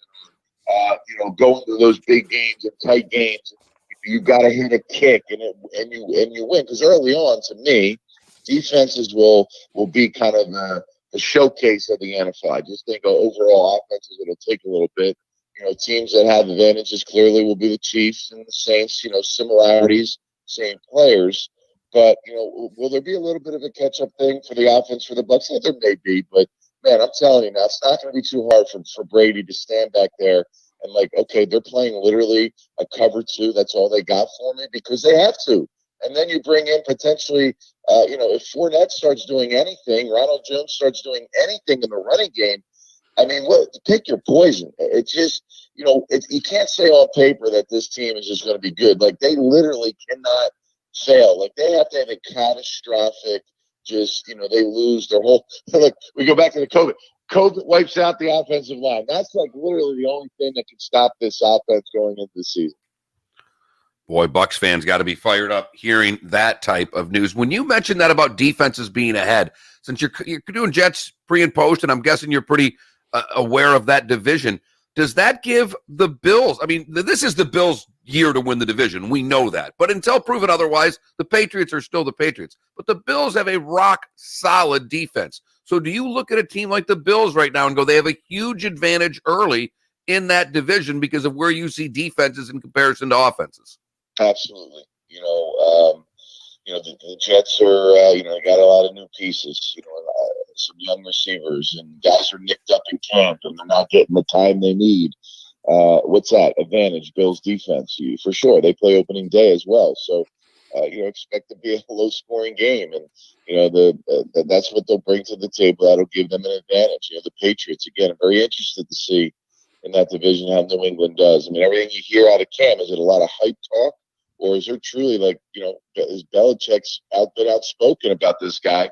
You never hear him say 5 words. So, but they've lost a ton of guys on defense because they've opted out of playing this season. How do they survive? Does the Belichick coaching, what he's been able to do over the years, is he able to overcome that with the guys that a lot of people aren't going to know or know their names or what they've done? Can they rise up and have a season? And, from Miami's standpoint, just a lot of potential, but when you have a rookie quarterback and where can you go with that? What do you lean on to start the season? And you're right. You look at all those teams who kind of leads the charts really with a big jump defensively is Buffalo. So expect them to try. I mean, look, the teams that can take advantage early on and get those W's, whether it's by a point, it's a 13-10 game, will prove dividends before some of these offenses start catching fire and we get back to normal. So that'll be a big thing that I'll watch, obviously in the first first 4 games of the season. Anthony, thanks for your time. Hope you and your family stay safe. Good luck with your kids' high school football season and your football season, and hopefully we'll talk down the road. Always a pleasure, guys. Have a great morning. Thank you. Anthony Becht. Follow him on Twitter at Anthony_Becht, BECHT. Former first-round pick, longtime tight end, Jets, Bucks, and a few other places. Joining us here on Miller and Moulton. Today was the day when. Coming up, the Kentucky Derby is tomorrow. We will have it for you on the radio, and we'll give you a chance to make some money. Coming up at 8:30 when Kurt Becker joins us. Miller and Moulton, Southwest Florida's Fox Sports Radio. Drive home with the Doug Gottlieb Show. Go and work out for the Ravens, and they're like, "That was a really good workout. That was a heck of a workout. Wait, are you going to offer a contract?" No, it was a really good workout. You want them to come out and go like, "That was awesome. Sign this paper. We want you on the Ravens today." It's good for Dez to put himself out there, but I think Dez at least a better fit than Antonio Brown. Doug Gottlieb, afternoons at 3 on Southwest Florida's Fox Sports Radio. It's that time again to hear from our good friend, Dave Meister, owner of the Floor Meisters in Naples. And we love talking to Dave. We know that when he calls, something special is going on at Floor Meisters. Dave, sounds like you have a lot of that very popular Core-Tech that everyone is looking for and wants in their home. Yes, we do, and we've got about 6 or 7 truckloads coming to beat the tariff increase, and we're going to guarantee a freeze of the prices on all our in-stock Core-Tech. We're not going to go up 50 cents a square foot, and we're going to save it for our customers. So when it comes to Core-Tech, it's amazing the selection that you'll find at Floor Meisters. They now have 100 colors for you to choose from, all ready to be installed. Yes, and we stock 100 colors of Core-Tech. If you haven't been to the Floor Meisters, you really owe it to yourself to visit the store. 6281 Naples Boulevard, right next to Costco, or go online, floormeisters.com. That's floormeisters.com. Hi, I'm David Honeymeyer, COO of Seminole Gaming. At Seminole Hard Rock Hotel and Casino, the health and safety of our team members and guests has always been our top priority. And now more than ever, we're dedicated to providing a safe environment for you. Our Safe and Sound program was developed with data and facts from local, national, and global authorities, healthcare professionals, and industry councils, while listening to direct feedback from guests like you. Safe and Sound means stringent sanitary protocols such as screening and high-tech temperature checks for team members and guests, along with face masks that meet CDC guidelines. More space for physical distancing, state-of-the-art air disinfecting systems, conveniently located touchless hand sanitizers, plus our clean team in their bright yellow shirt. You'll see them cleaning and sanitizing common areas with high-tech service. We remain committed and dedicated to safe bet to keep you safe and sound. We're ready when you are for some good, clean fun. If you or someone you know has a gambling problem, call 1-888-ADMIT. I think the Bucs schedule is hard.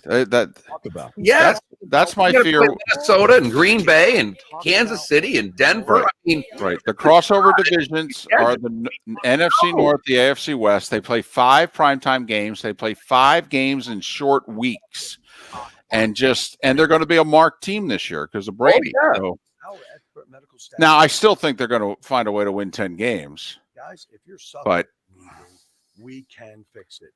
Even if you have tried Viagra and other drugs and they've failed you. well, Heckle, I would say everybody has less hype this year without preseason because of COVID.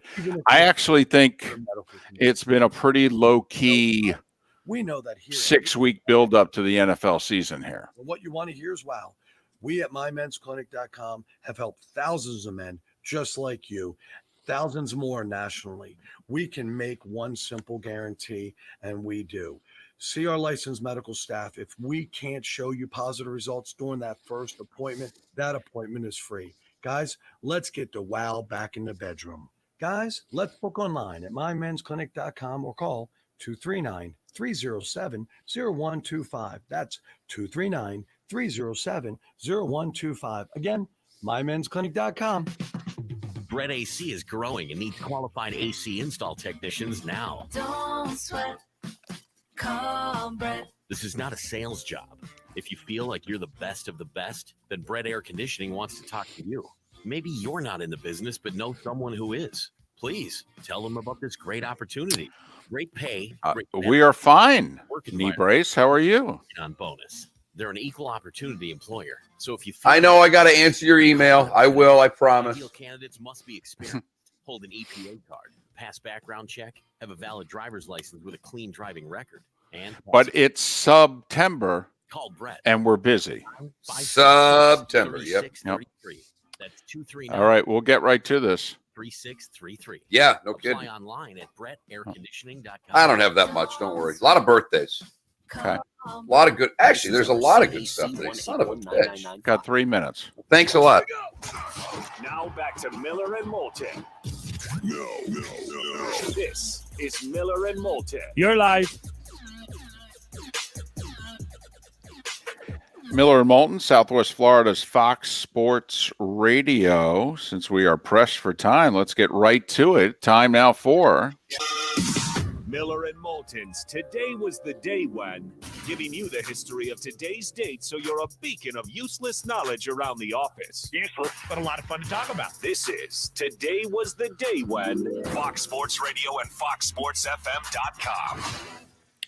80 years ago today, CBS begins broadcasting as station W2XAB. 1941, the Yanks clinched their third straight AL pennant today, beating the Red Sox 6-3, the earliest date a team has captured the pennant.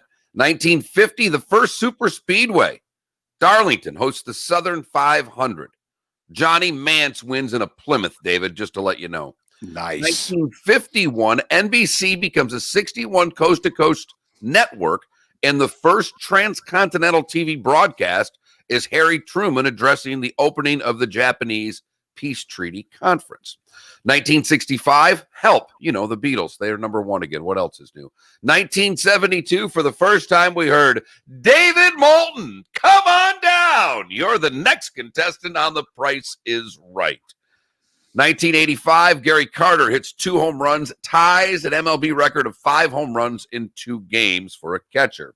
1991, we took the asterisk off Roger Maris's 61 home runs. 1992, in his 115th and final U.S. Open singles match, Jimmy Connors loses in 4 at night to Von Lendl. Yep. Today in 1993, the Big Ten welcomed Penn State to the conference as they beat Minnesota 38-20. That same day, Jim Abbott no-hits the Indians for the Yankees. Tom Tupa in 1994 scores the first ever 2-point conversion in NFL history, running a fake extra point attempt for the Browns in a win over Cleveland. That same day, Dan Marino threw 5 touchdown passes in a 39-35 win over the New England Patriots. It was his 18th game of 4 or more TD passes. That would be a record. In 98, the Yanks win their 100th, earliest date of doing that. Tiger Woods has his lowest Sunday round, shooting 63 to win the Deutsche Bank. If you were born today, you share your birthday with Paul Harvey, born today in 1918, Ray Floyd, born in 1942, Tom Watson in 49, Doyle Alexander is 70, Mike Piazza is 52, and Beyonce, well, she is 39 years old today. That is, today was the day when. Very fast. There's more information there. I didn't have time. Watch on Twitch. We'll get to the Rex. Ryan Silverfield, Memphis coach, next. All right. Bay is 39, huh? Yeah. Looks pretty damn good. 39 years old. Holy blank. That's a beautiful woman right there. Damn right it is. John Van Beesbrook, David, 47 years old today. The Beezer. And Anthony, the creator of the dick pic, as I like to call him, Anthony Weiner, is 46 years old today. I got to get coffee because this coach is going to call. Yeah, supposedly. Kentucky Derby. The And now we know the rest of the story. When NFL Films a couple months back, I think it was Lombardi's birthday, and so they ran their 3-part Lombardi special on the NFL Network, and part 3 was about him going to the Redskins and then his death, and they ran the beginning of Paul Harvey's obit to Lombardi, and it was Crew Cab, lease for just $299 per month. That's right. Loaded, luxurious Grand Cherokee Limited or award-winning Ram truck. Oh boy, $299 per Coach calling early. Chrysler Dodge Jeep Ram. You can drive payment-free for 3 months, interest-free for 6 years, and worry-free up to 100,000 miles. Yeah, I was thinking the same thing, Hops. Pre-Labor Day clearance event featuring Ram Bighorn Crew Cabs and Grand Cherokee Limited for $299 per month at Galliana Chrysler Dodge Jeep Ram, 1/2 mile south of Daniels Parkway on US 41 in Fort Myers. Open every day, including Sunday. Call 239-481-2600. GallianaCars.com. 42 monthly, 16,000 miles per year, $42.94 to signing plus tax tag title 0 security deposit $13.88 per month without bar for 70 months 0% APR with 0 down with under approval offers don't combine. Hoops in the hallways, battling in the break room, and target practice in the urinals. WFSX AM from the Rock to downtown Fort Myers. We are Sports. Here's what's trending now, brought to you by the Center for Men's Health, C4MH.com.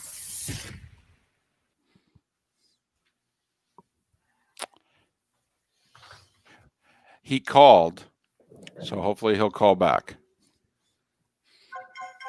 There you go. Morning, Coach. Morning. How are you? Very good, Ryan. Thank you so much for joining us this morning. We really appreciate it. Yeah, absolutely. Appreciate you guys having me on. Absolutely. Our pleasure. We're going on here in about 40 seconds or so.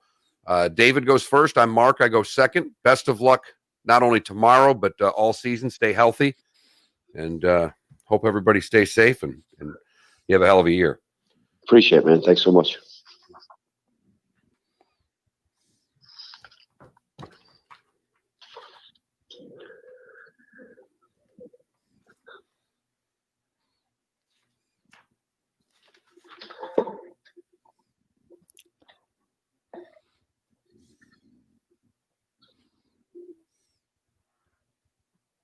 There's only one way to wake up in the morning. Yep, that's it. Miller. I gave him a little shot. You did. You did. A little rub and brace. And Moulton. He is the gentleman who's got a few days off, and he entered into the garage, and he has not left. He is rebuilding a tranny. He is mixing and matching sets of golf clubs to come up with just the right 14. Southwest Florida's Fox Sports Radio, broadcasting live from the Kobe Cooling Remote Studios, where it's always cool and comfortable. Oh, I like it's up to you now. It's up to you. I like it. Now, the best local sports show this town has ever heard. Here's Miller and Moulton. You're live. Final hour of Miller and Moulton on this Football Friday. Thanks so much for being with us. Southwest Florida's Fox Sports Radio. We will look ahead to the Kentucky Derby, which is tomorrow, with Kurt Becker of the Horse Racing Radio Network, and we'll have the Derby for you tomorrow here on Southwest Florida's Fox Sports Radio. But it's our pleasure to welcome Ryan Silverfield, the head coach of the Memphis Tigers. They get their season underway tomorrow in prime time against Arkansas State. You can follow the coach on Twitter at @RSilverfield. Coach, first off, congratulations. Hope you, your family, your staff, and your players, everyone is safe and doing well. I appreciate you guys having me on this morning. Obviously, a lot of excitement, a lot of buildup. It's obviously been a strange off season, but our players are keeping the right mindset, and we're excited for tomorrow night. How do you get them to keep the right mindset? I mean, Coach, it sounds like a really simple question, and I get that they're football players, but they're also 18, 19, 20-year-olds coming back to college after being locked down since March. How hard has it been to just keep the right mindset? Well, it's something we're pretty straightforward with the things. We're transparent with our guys, so we're constantly discussing things. And we talk about focus and blinders. You mentioned the Kentucky Derby, right? We talk about having blinders on our guys and just focus on what we can. Obviously, we're not oblivious to what's occurring in our society and the world around us because we have open discussions about everything that's occurring.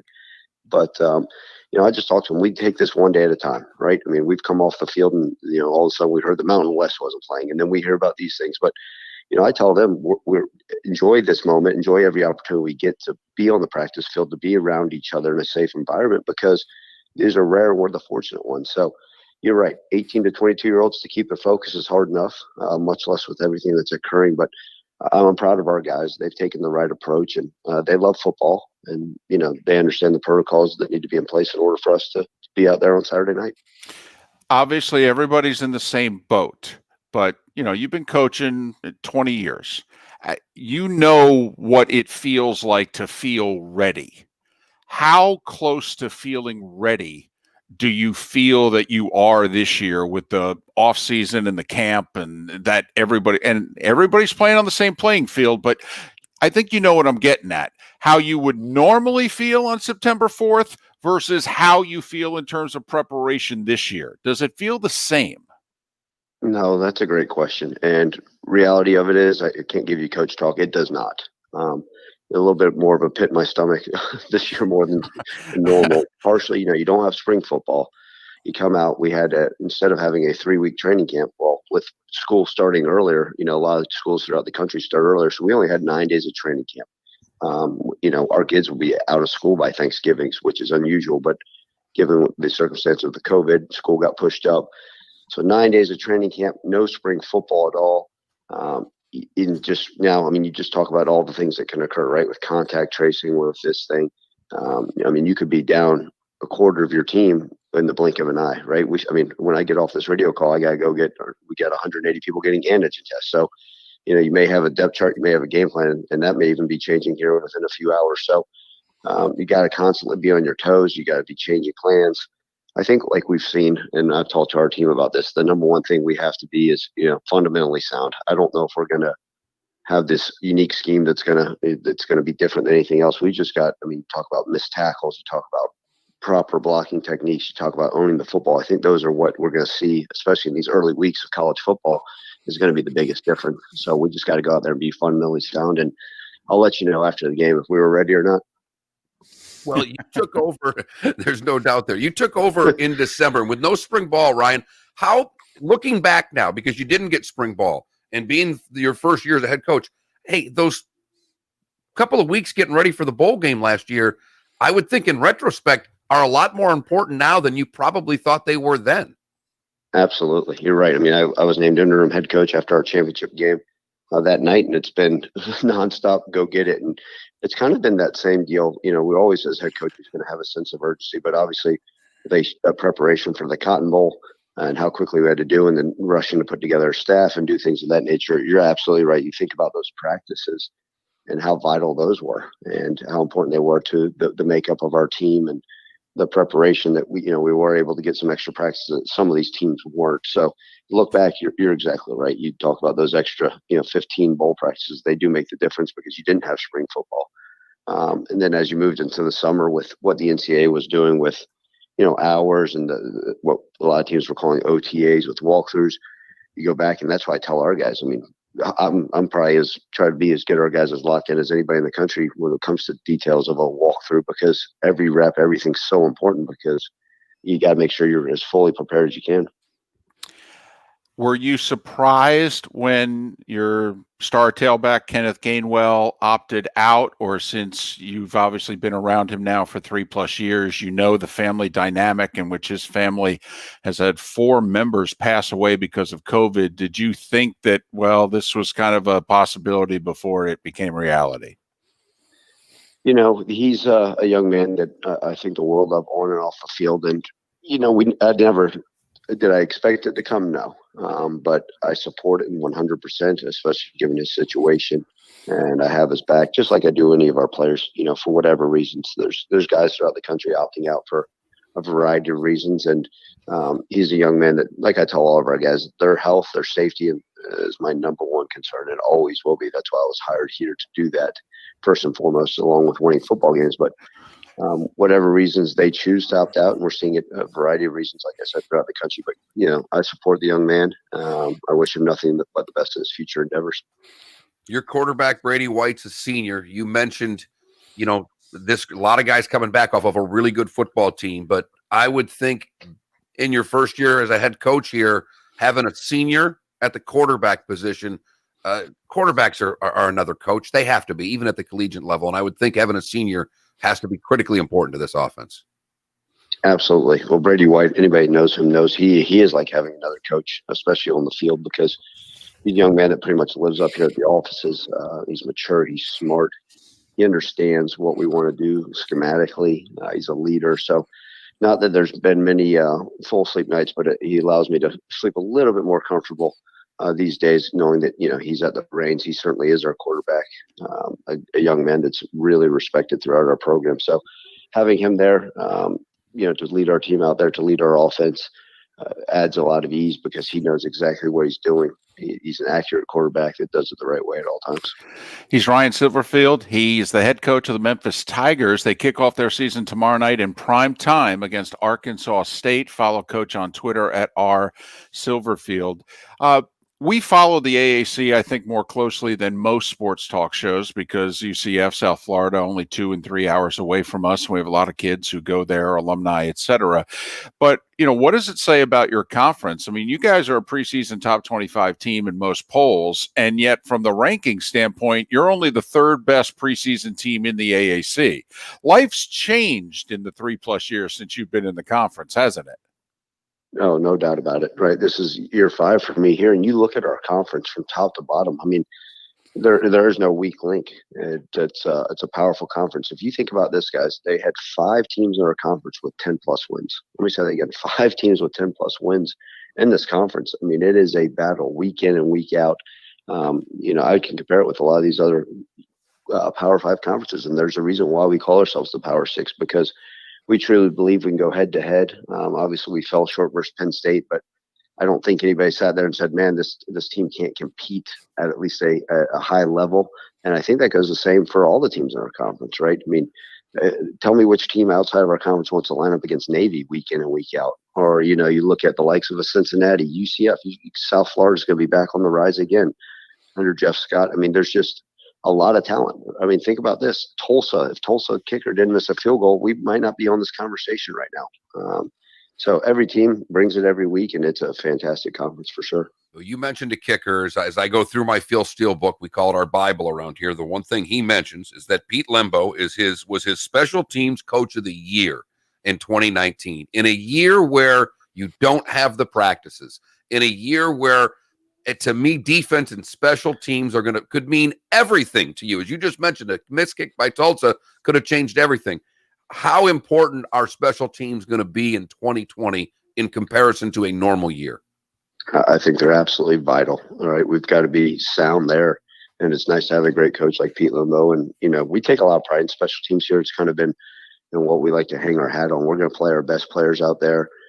We probably spend 10 extra minutes on the practice field than most teams, 10 extra minutes in meetings than most teams, because we know if we can be sound there, and like you said, this year more so than ever, it may be the difference, wins and losses. It always is year in and year out. But I think now this year, right, if we're saying we're not sure what we're going to be, how clean we'll be with our pass concepts and our timing and, the tackling, well, shoot, we better be really good on special teams just to give us an edge. Coach, thanks so much for your time. We really appreciate it. And best of luck tomorrow night, but also best of luck throughout the whole year and staying healthy, not just injuries, staying healthy. Good luck. And hopefully we can talk again later in the year. Maybe you guys in the AAC title game. That would be wonderful. Let's book that one. If that happens, I'll be sure to get back on. But thank you guys so much. I hope all your listeners stay safe and well, and go Tigers. Ryan Silverfield, the head coach of the Memphis Tigers, and they kick off tomorrow night, prime time, against Arkansas State. You can follow him on Twitter at @rsilverfield. And as Foot and Fan posted in our Twitch chat room, no coach speak there. Those were real answers. There was there a cliche? I don't think so. I really don't think so. May have been a 12-minute interview with a football coach that was cliche-less. He did say we're taking things one day at a time, but that's COVID related, and you could almost give him a pass on it. And yeah, special teams is going to be vital. Okay, but I think when I started looking through my Memphis page here this morning at about 5 a.m, I'm like, ooh, Phil Steele named a special team coach of the year in 2019. That's kind of a big deal heading into 2020.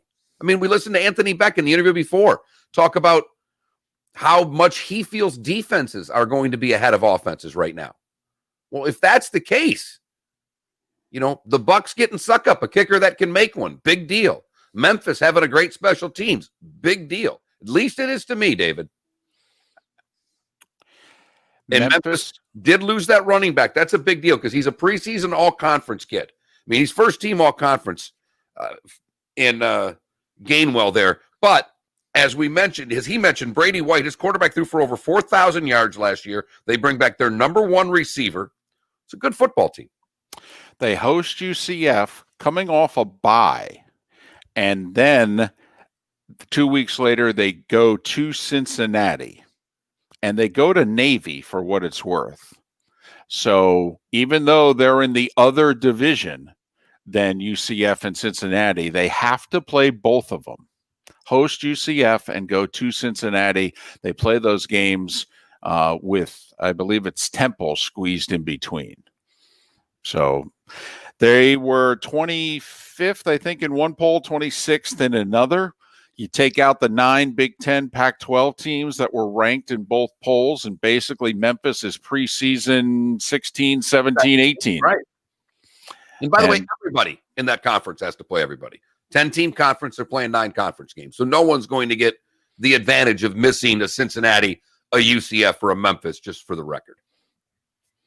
Because obviously, most years, in fact, what I need to grab my book and see what their original schedule was. I've got it in front of me. In fact, their schedule is basically the exact same. I don't think they did anything to their schedules other than that they removed Purdue, which was their week 2 game. And that's the hard thing. I'm going back and forth between these, but they still play. So it's basically the same schedule. And then they took UT Martin off late in the year. That was another non-conference game that went away. They host Arkansas State tomorrow night in prime time. Then they'll have a week off before they start playing in earnest.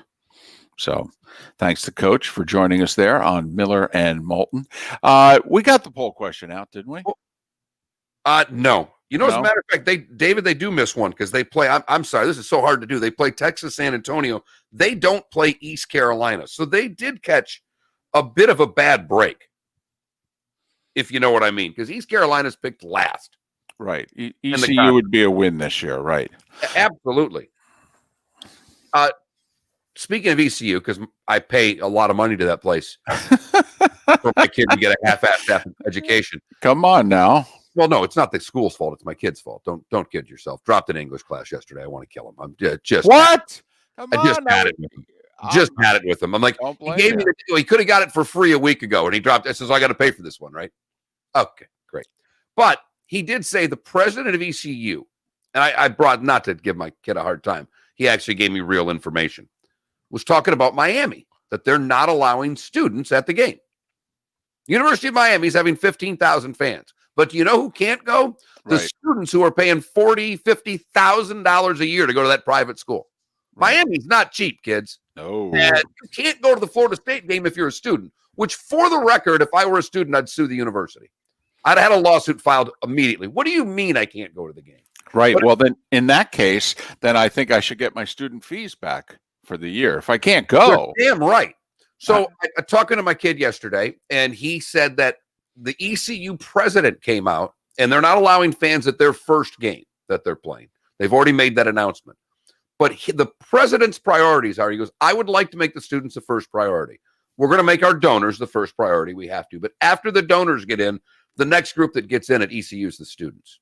My son, who I don't know if he's been to a football game since he's been there because he's a Georgia fan, he goes to the tailgate and then back to his house to watch SEC football. Right. I go, are you going? He goes, every game. Every game. They're, as students, like, hell yeah, we're going to the games. If they're letting us in first, we're going. It might improve attendance for Joe Dooley's ECU basketball games too. Let's not get carried away. All right. Okay. Let's not get East Carolina, right. Not North Carolina. Well, that is true. That is true. By the way, a bit of breaking news during that interview with Coach Silverfield there. Remember when Fournette got released at the beginning of the week, and we thought, a team that really needs him and was the Vegas betting favorite as to where Fournette was going to land was Washington.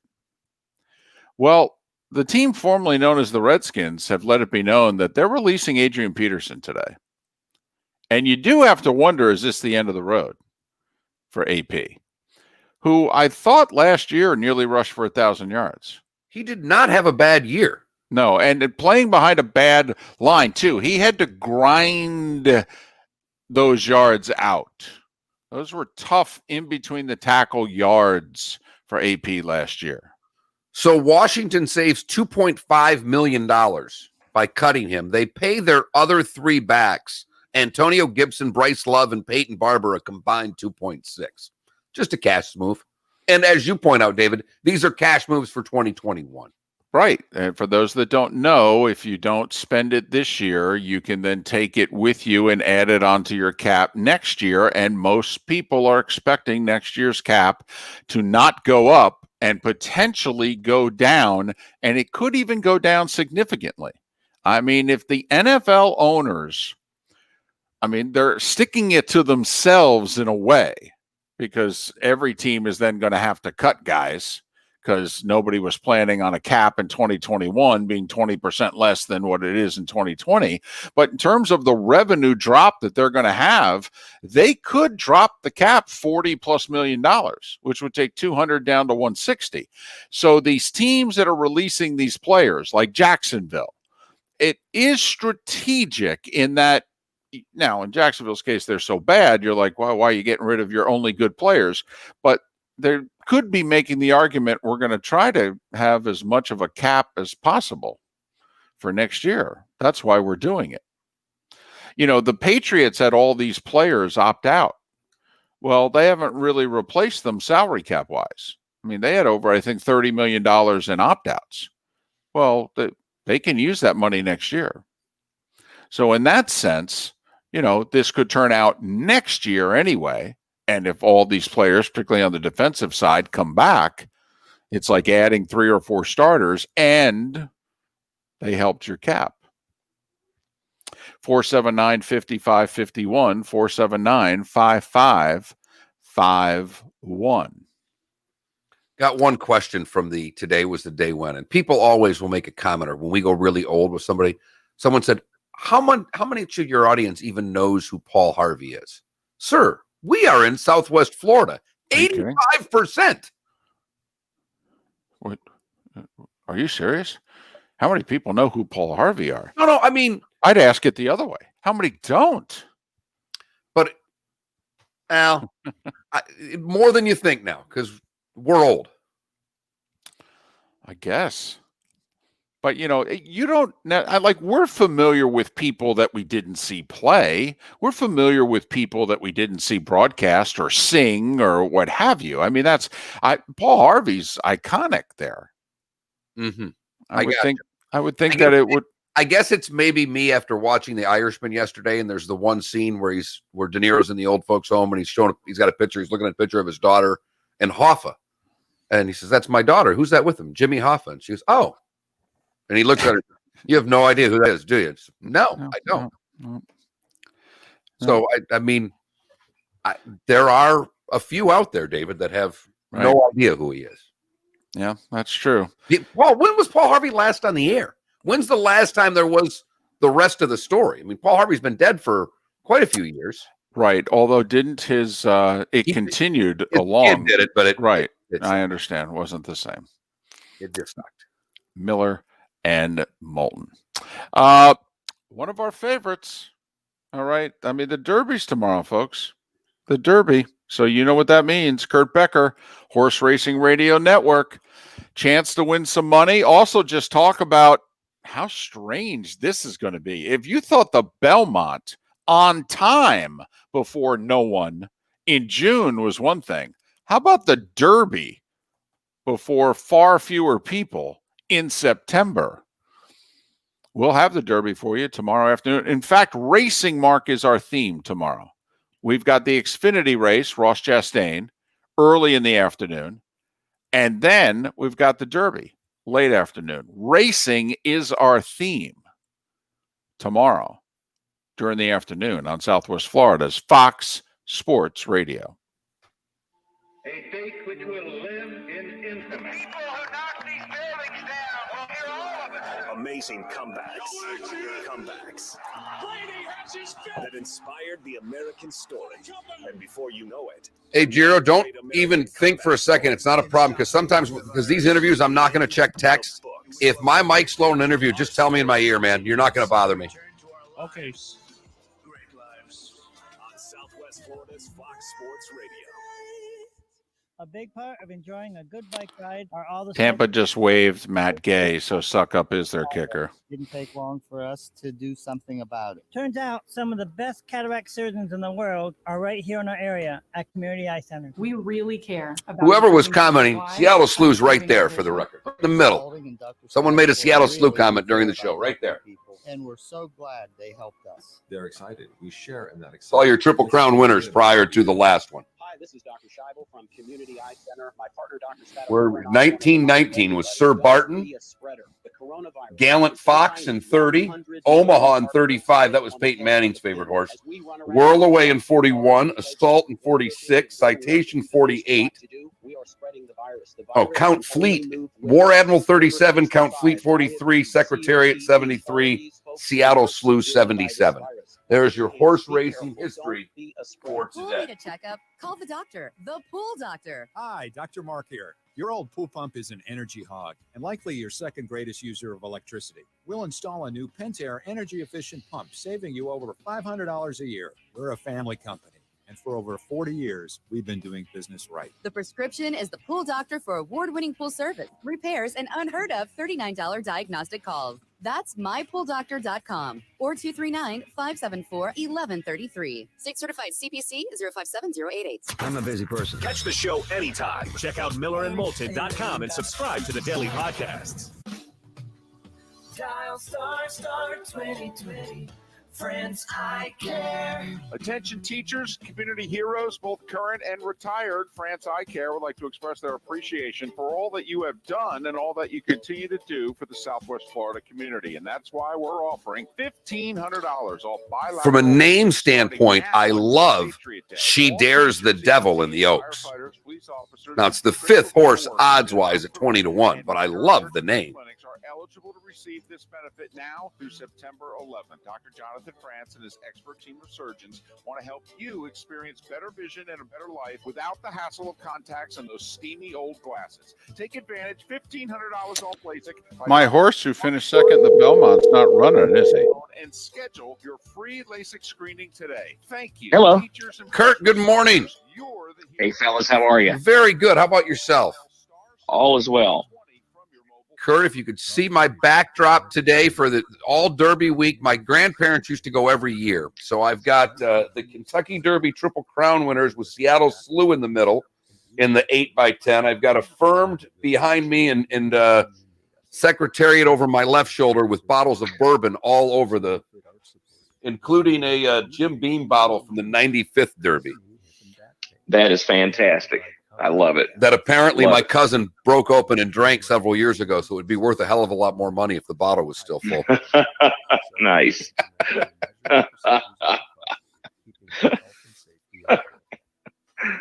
Good stuff. Yep, having a mask up party tomorrow, having a few people over I usually have a big Derby party, very low key this year.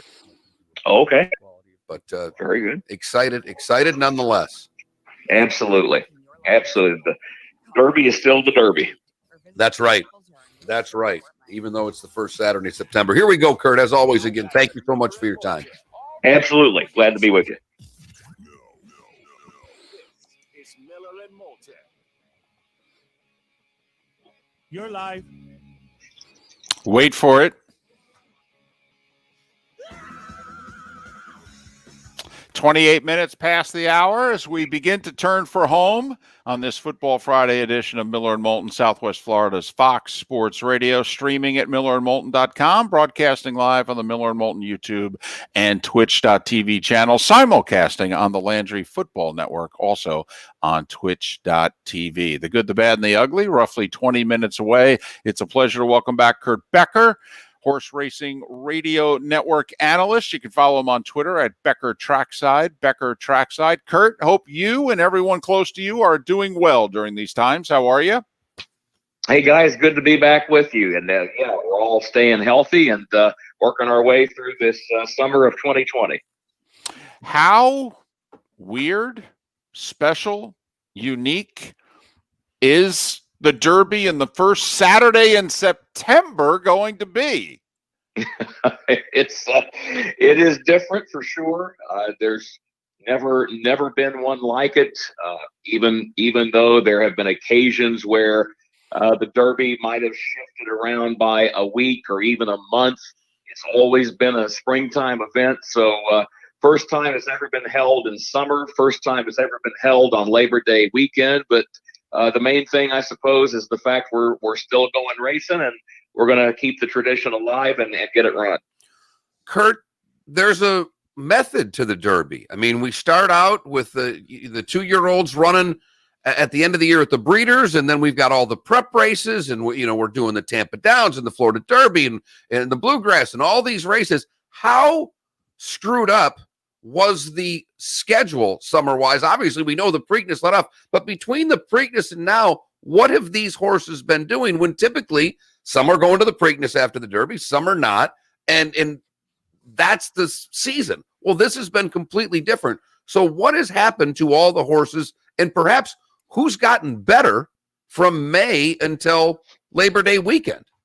Well, I think that the extra 4 months here has really benefited horses that are late foals. If a horse was foaled in May 1st or later, I think that this really plays to their favor. So if you think about a horse that even a horse like Storm de Court, who did win the Breeders' Cup Juvenile last year, he's a May foal. This gave him some extra time to mature. Attachment Rate, a May 18 foal that Dale Romans has. He had a few extra months to mature. Even if you discard the foaling date of other horses, Enforceable, a horse that Mark Cassey trains. Mark has said, look, if this race had been run on the first Saturday in May, he said this colt, no way would he have been ready. He just wasn't there. He said we would have never been in the Derby with this horse, but he's developed over the summertime. So he's another example of a horse that's ready to go. Or think about horses that have had a chance to run in events like the Ohio Derby and the Indiana Derby this summer. Even the Travers, for goodness sakes. I mean, we've never thought of the Midsummer Derby, the Travers, as being a prep for the Kentucky Derby, but this year it was. So it's just been one of those years where trainers have had to roll with the punches and just adjust on the fly. Well, everybody was picking Tiz the Law going into the Belmont. I went with Dr. Post, who finished, a strong run, but finished second. Dr. Post not running in the Derby, is he? He's not. And he ran a good race in the Belmont, but in his start or two since then, he just never took that next step forward like trainer Todd Pletcher was hoping. So what does Todd Pletcher do? Well, he's going to be in the Derby on Saturday, but he's going to run a horse who's never been in a stakes race in his life, and the horse's name is Money Moves. Now, if you had told me we would ever see a Kentucky Derby where conservative little Todd Pletcher would drop a horse in the box who's never even been in a stakes race, I would have never believed it. But that's the kind of year it is. And when he learned they were not going to have a full gate and that there were some spots open, one of his owners came to him and said, look, we're owners. We all dream. This horse, he's run well in the 3 starts he's made, and they're going to take a shot at it. So why not? Is there any horse not named Tiz the Law that ran in the Belmont running in the Derby? There are just a couple. In fact, I hate to admit it, but Soleil Volante, which was a horse that I picked in the Belmont, he ended up running 6th that day. He's back, and he's going to take a crack at this. Max Player is an interesting horse. He was 3rd in the Belmont, ran a big race for trainer Linda Rice, and since then, just recently, a couple of weeks ago, transferred to the barn of trainer Steve Asmussen. And Steve is a Hall of Fame trainer who despite his Hall of Fame resume, is 0 for 20 in the Kentucky Derby. But he has picked up this horse, Max Player, and he's gonna try and win this thing tomorrow. So yeah, there are at least two others besides Tiz the Law that are going to come back and run at the Derby. Talking Kentucky Derby, which is tomorrow, late afternoon. We will have it for you here on Southwest Florida's Fox Sports Radio. He's Kurt Becker, part of the Horse Racing Radio Network. Follow him on Twitter at Becker Trackside. Tis the Law draws the 17th post. Only one horse, I believe, outside of him. Kurt, from what I'm gathering, the horse that is the one that most people have circled as saying if anyone's going to give Tis the Law a race is the horse lined up immediately to his left, Honor AP. This is a horse that a lot of folks like. He's coming from California. He has never raced outside of California. Couple of things folks like about him. Number one, he is a grandson of AP Indy, the former Belmont winner, who never ran in the Derby, by the way, because he came up with a minor injury and had to scratch when he was a 3-year-old. But AP Indy puts a lot of stamina into a horse. Well, he's the grandsire of Honor AP. The connections have been here before. The trainer is John Sheriffs. The jockey is Hall of Famer Mike Smith. There you go. To win the Derby several years ago in a huge upset with Giacomo. And the other thing is that this horse is crying out for more distance. He's only had one race beyond a mile and a 16th, and that was the Santa Anita Derby at a mile and an eighth. And he won that one, and he won it by 2 or 3 lengths. And in fact, he beat Authentic, who's also in the Kentucky Derby, one of Bob Baffert's horses, and beating pretty handily. So Honor AP's got the bloodlines, he's got the connections, and he could be a threat. He was an $850,000 yearling purchase, so that tells you he's a big, stout, good-looking horse. All right, Tis the Law. Do we have something special? And is the Derby in a position, because we're running in September? You've already mentioned these horses are a little older than they would have been in May. It's going to be a different track condition probably than we would see in a normal May. Is it faster? Do we have the opportunity for something special tomorrow? Well, as far as the track goes, I remember speaking with Kenny McPeak earlier this year about that situation. Kenny, of course, is a trainer who's based in the Lexington, Kentucky area. He's got Swiss Skydiver, who will be one of the favorites today in the Kentucky Oaks. And I checked with Kenny and asked that very question. Will the track, will it play any differently? Will it be particularly biased toward any particular running style in September as opposed to the way it might play in the traditional time slot in May? And Kenny said no. He said, I think that track's pretty fair, pretty honest, regardless of the time of year. And he said, we've run there in September in other races in the past, and he said, I've never noticed an appreciable difference. So take that for what it's worth. As far as Tis the Law goes, I thought his win in the Travers, that to me was the one question mark about him. Could he get a mile and a quarter? And he did. And he not only got the mile and a quarter, but he just turned it into a romp in the stretch that day. Jockey Manny Franco throttled him down, and he just drew off and just crushed the field and just seemingly did it with no effort. They got the point system to qualify for the Derby. He earned 372 points in qualifying races. Nobody else had more than 200. I think he is a special kind of horse. Guys, I hate favorites. I picked against American Pharaoh. I picked against Justify. I think this horse is going to be awfully tough to beat. I'm going to go with him on top. Tis the Law.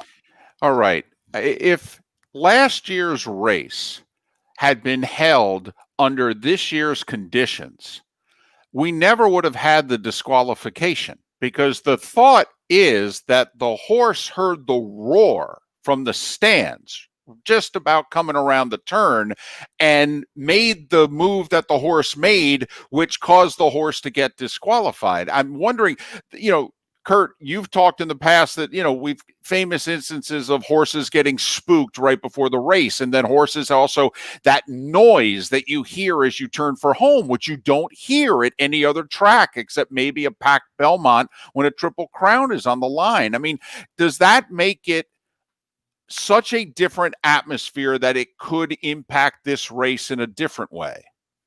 Well, it's always interesting because when you do have the spectators and you've got 150,000 people, it does create such an unusual environment for these horses.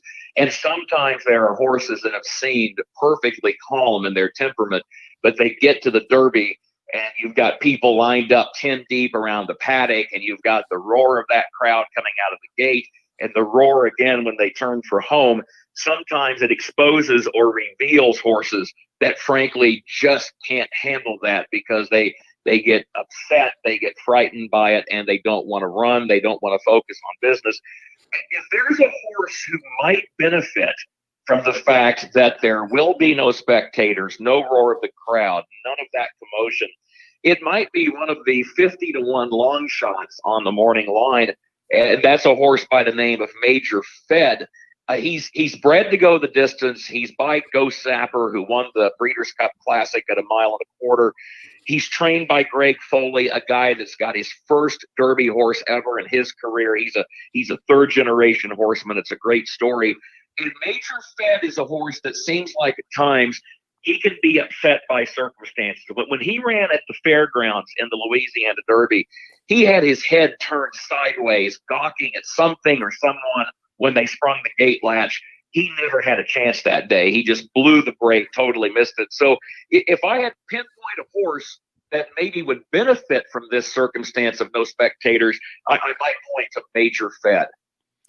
All right. The Oaks today, you had mentioned, if I were just going on names, I love She Dares the Devil, but there are 3 horses, including one at even money odds. You mentioned Swiss Skydiver 8-5, Speech 5-1. Is there anyone outside of the 3 favorites that has a shot today?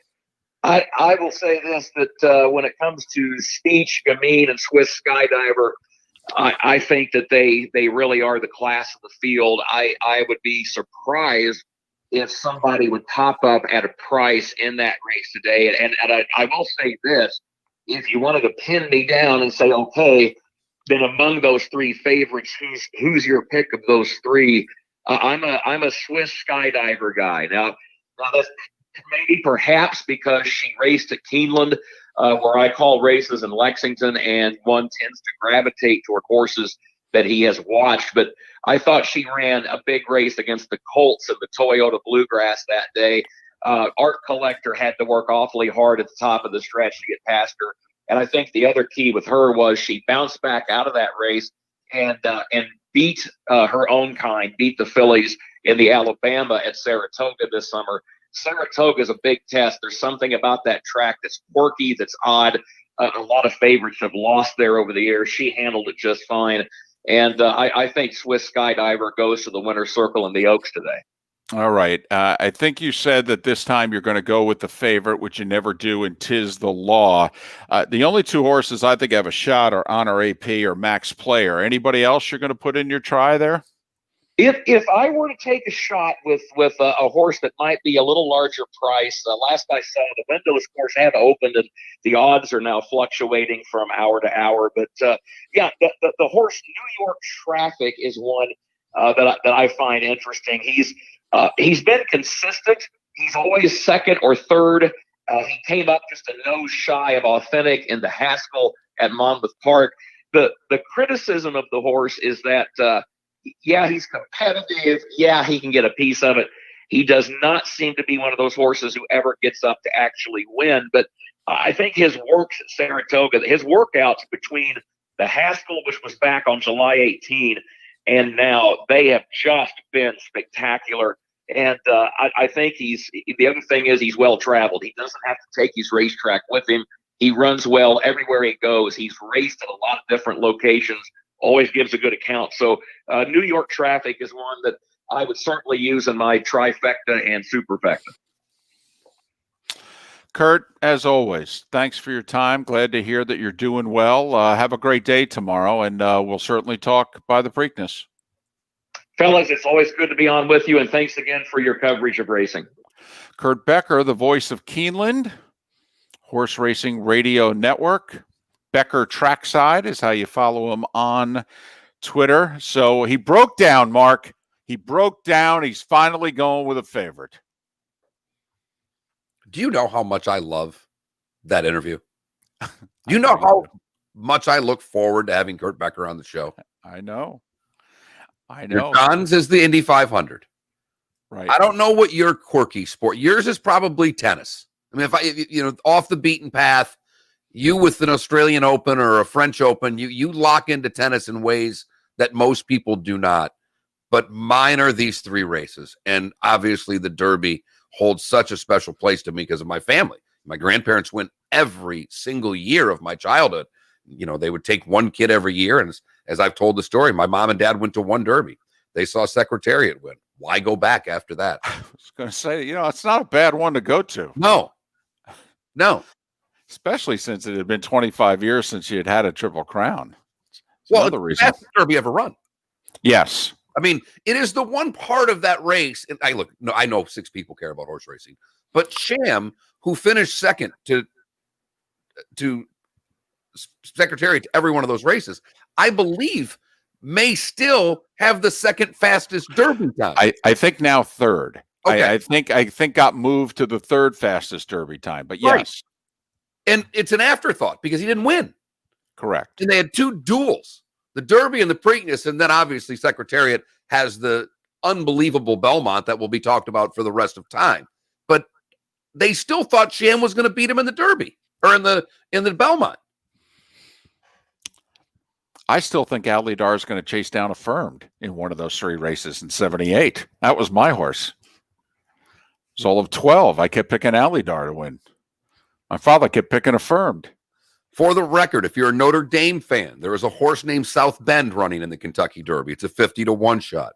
If you're a college basketball fan, you can go with Storm the Court, another high odd horse at 60-1 for the morning line. Just a couple of names out there. Right. One horse scratched. All right. There's one horse that's scratched. King Guillermo has scratched in the 6 hole, and they don't replace it. So the 6 spot will be empty, and the 19 and 20 slots do not have horses this year. So 17 horses in the field in the Derby. It will be strange. By the way, it could be a 4.5 hour pre-race show. Yeah, it's a 7:02 post. Yeah. And they go on the air at 2:30. I believe so. Now, I'm not sure if they go on the air on NBC at 2:30 or it starts on SN at 2:30. Usually they go SN until about 4. 4, right. So, because you got all these Game 7s in hockey, too. So, I don't know if they're going to squeeze in 1 or 2 games before they finally go to Derby coverage. But, yeah, for the record, a 4.5 hour pre-race show before they go to post at 7:02. Had to move my Derby party time well adjusted to this year's Derby. Right.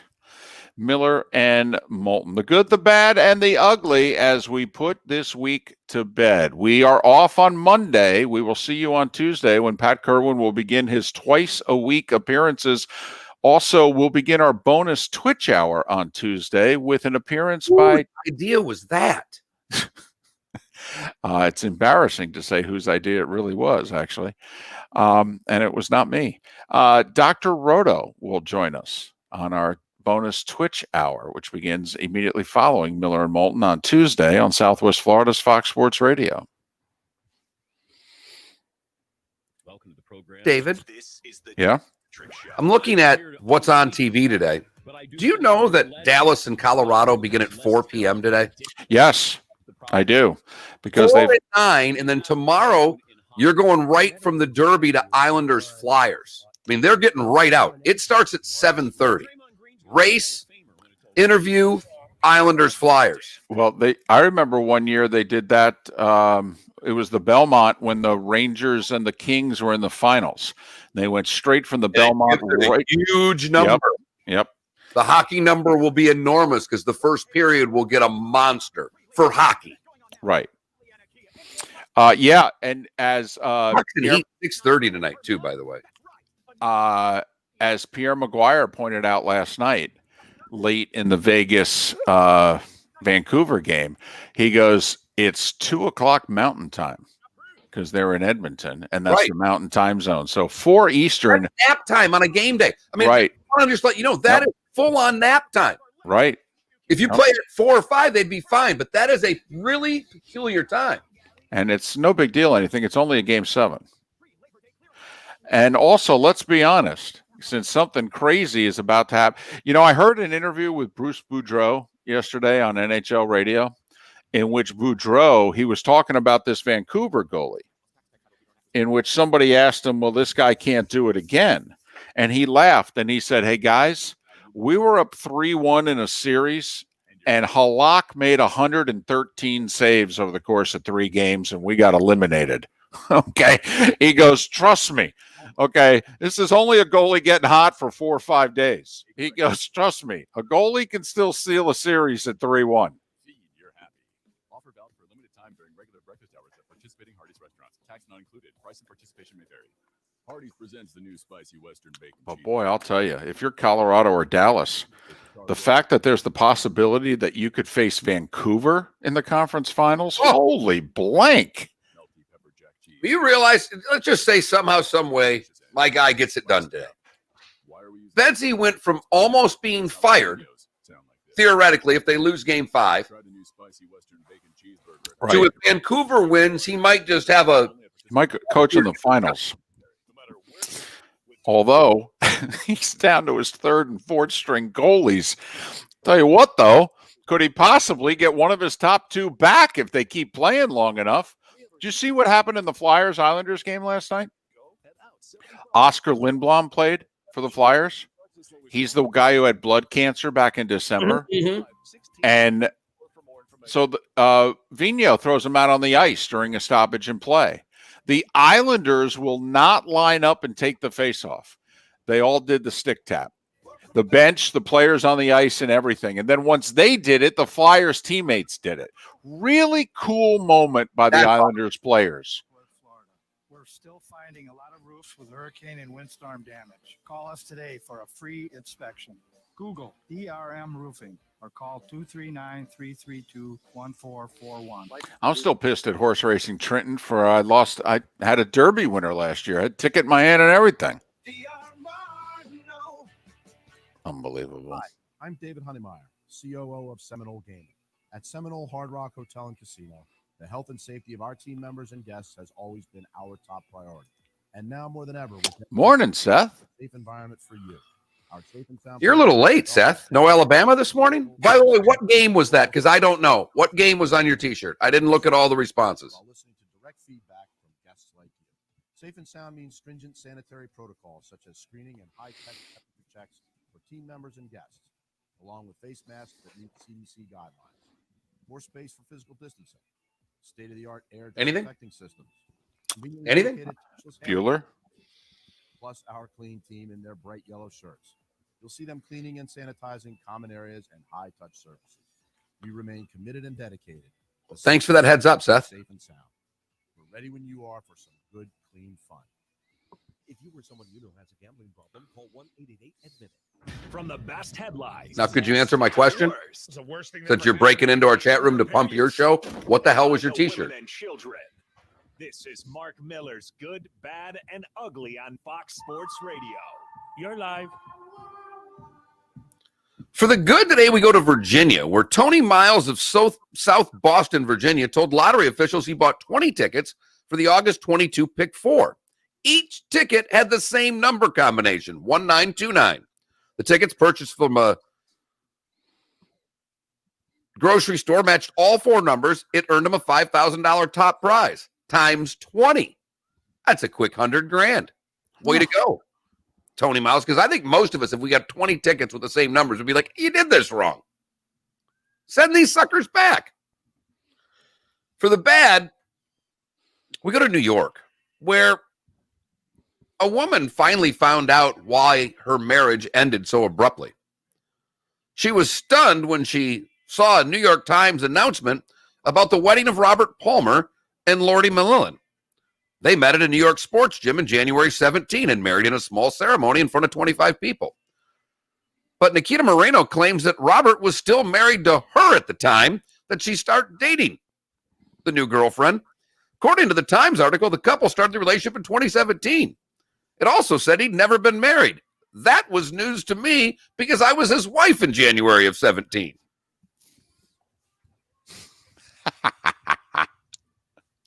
That's gotta suck. I mean, I'm sorry. That's just awful. And finally, the ugly, right in our own backyard.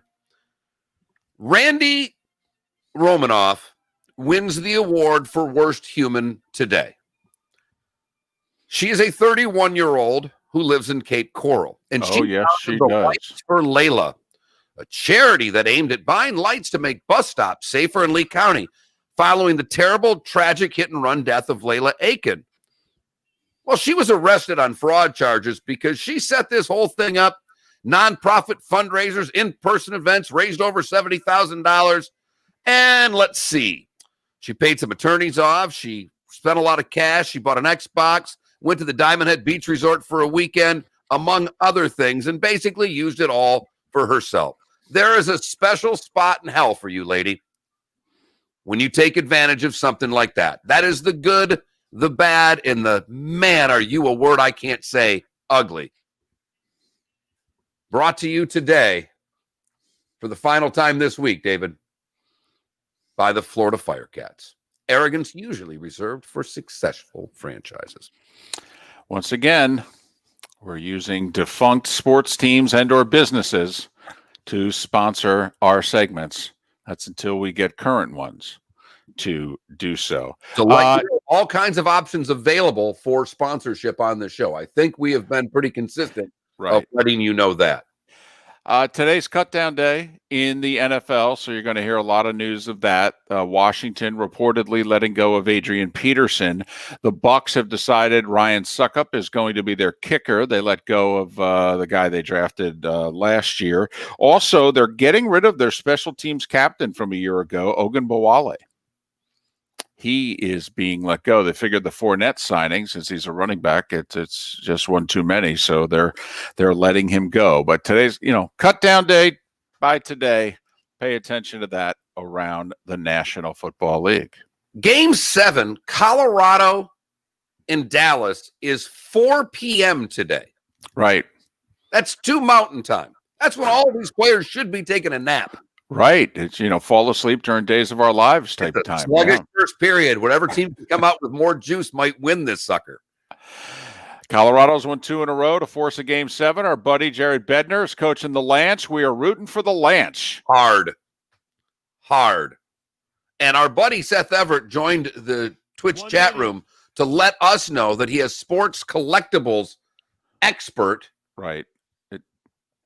Brandon plug. Steiner on his show that he is apparently doing right now. Apparently starting right at 9. So you can just stay right on the Miller and Moulton Twitch channel because we ghost host anything Seth does. So it's just going to go seamless for another hour. If you missed any part of this show, this is a show worthy of going to millerandmoulton.com and downloading. Every hour gets its own podcast. 7 o'clock hour, we had Bob Ryan. Yes, that Bob Ryan of the Boston Globe, and Anthony Becht. And this hour, we had a terrific conversation with the Memphis football coach, Ryan Silverfield, and just broke down the Derby with Kurt Becker. So millerandmoulton.com if you ever miss any part of the show. Have a terrific weekend. A reminder, once again, we are off Labor Day Monday, back on Tuesday. Have a wonderful, safe holiday weekend. All right, you guys enjoy your weekend. I'll see you Tuesday. Jiro, you too. Be good. Air conditioning commercials about ductwork. Jiro, have a great weekend. You mean Robert Palmer, Addicted to Love, died? Fan? Wait a minute. Wait a god dang minute. I'm going to be late for a tea time now. Certified mechanics, and they're experts in the entire air conditioning system. Don't fall for the sales scams and keep these scams. Wow, he died a long time ago. He died 17 years ago. And unless your air conditioning holy blank. Mechanic is second best to us. The duct cleaning and duct sealing scams now include duct replacements. I didn't know that either, fan. Sales scams to separate wow. From your money. Been even more strange if he was the one that married that chick. That's right. Dead 14 years. All right, I got a 9. All right, whatever. Have a good weekend, everybody. You guys have a great weekend. Thanks for everything. Seth, have a good show.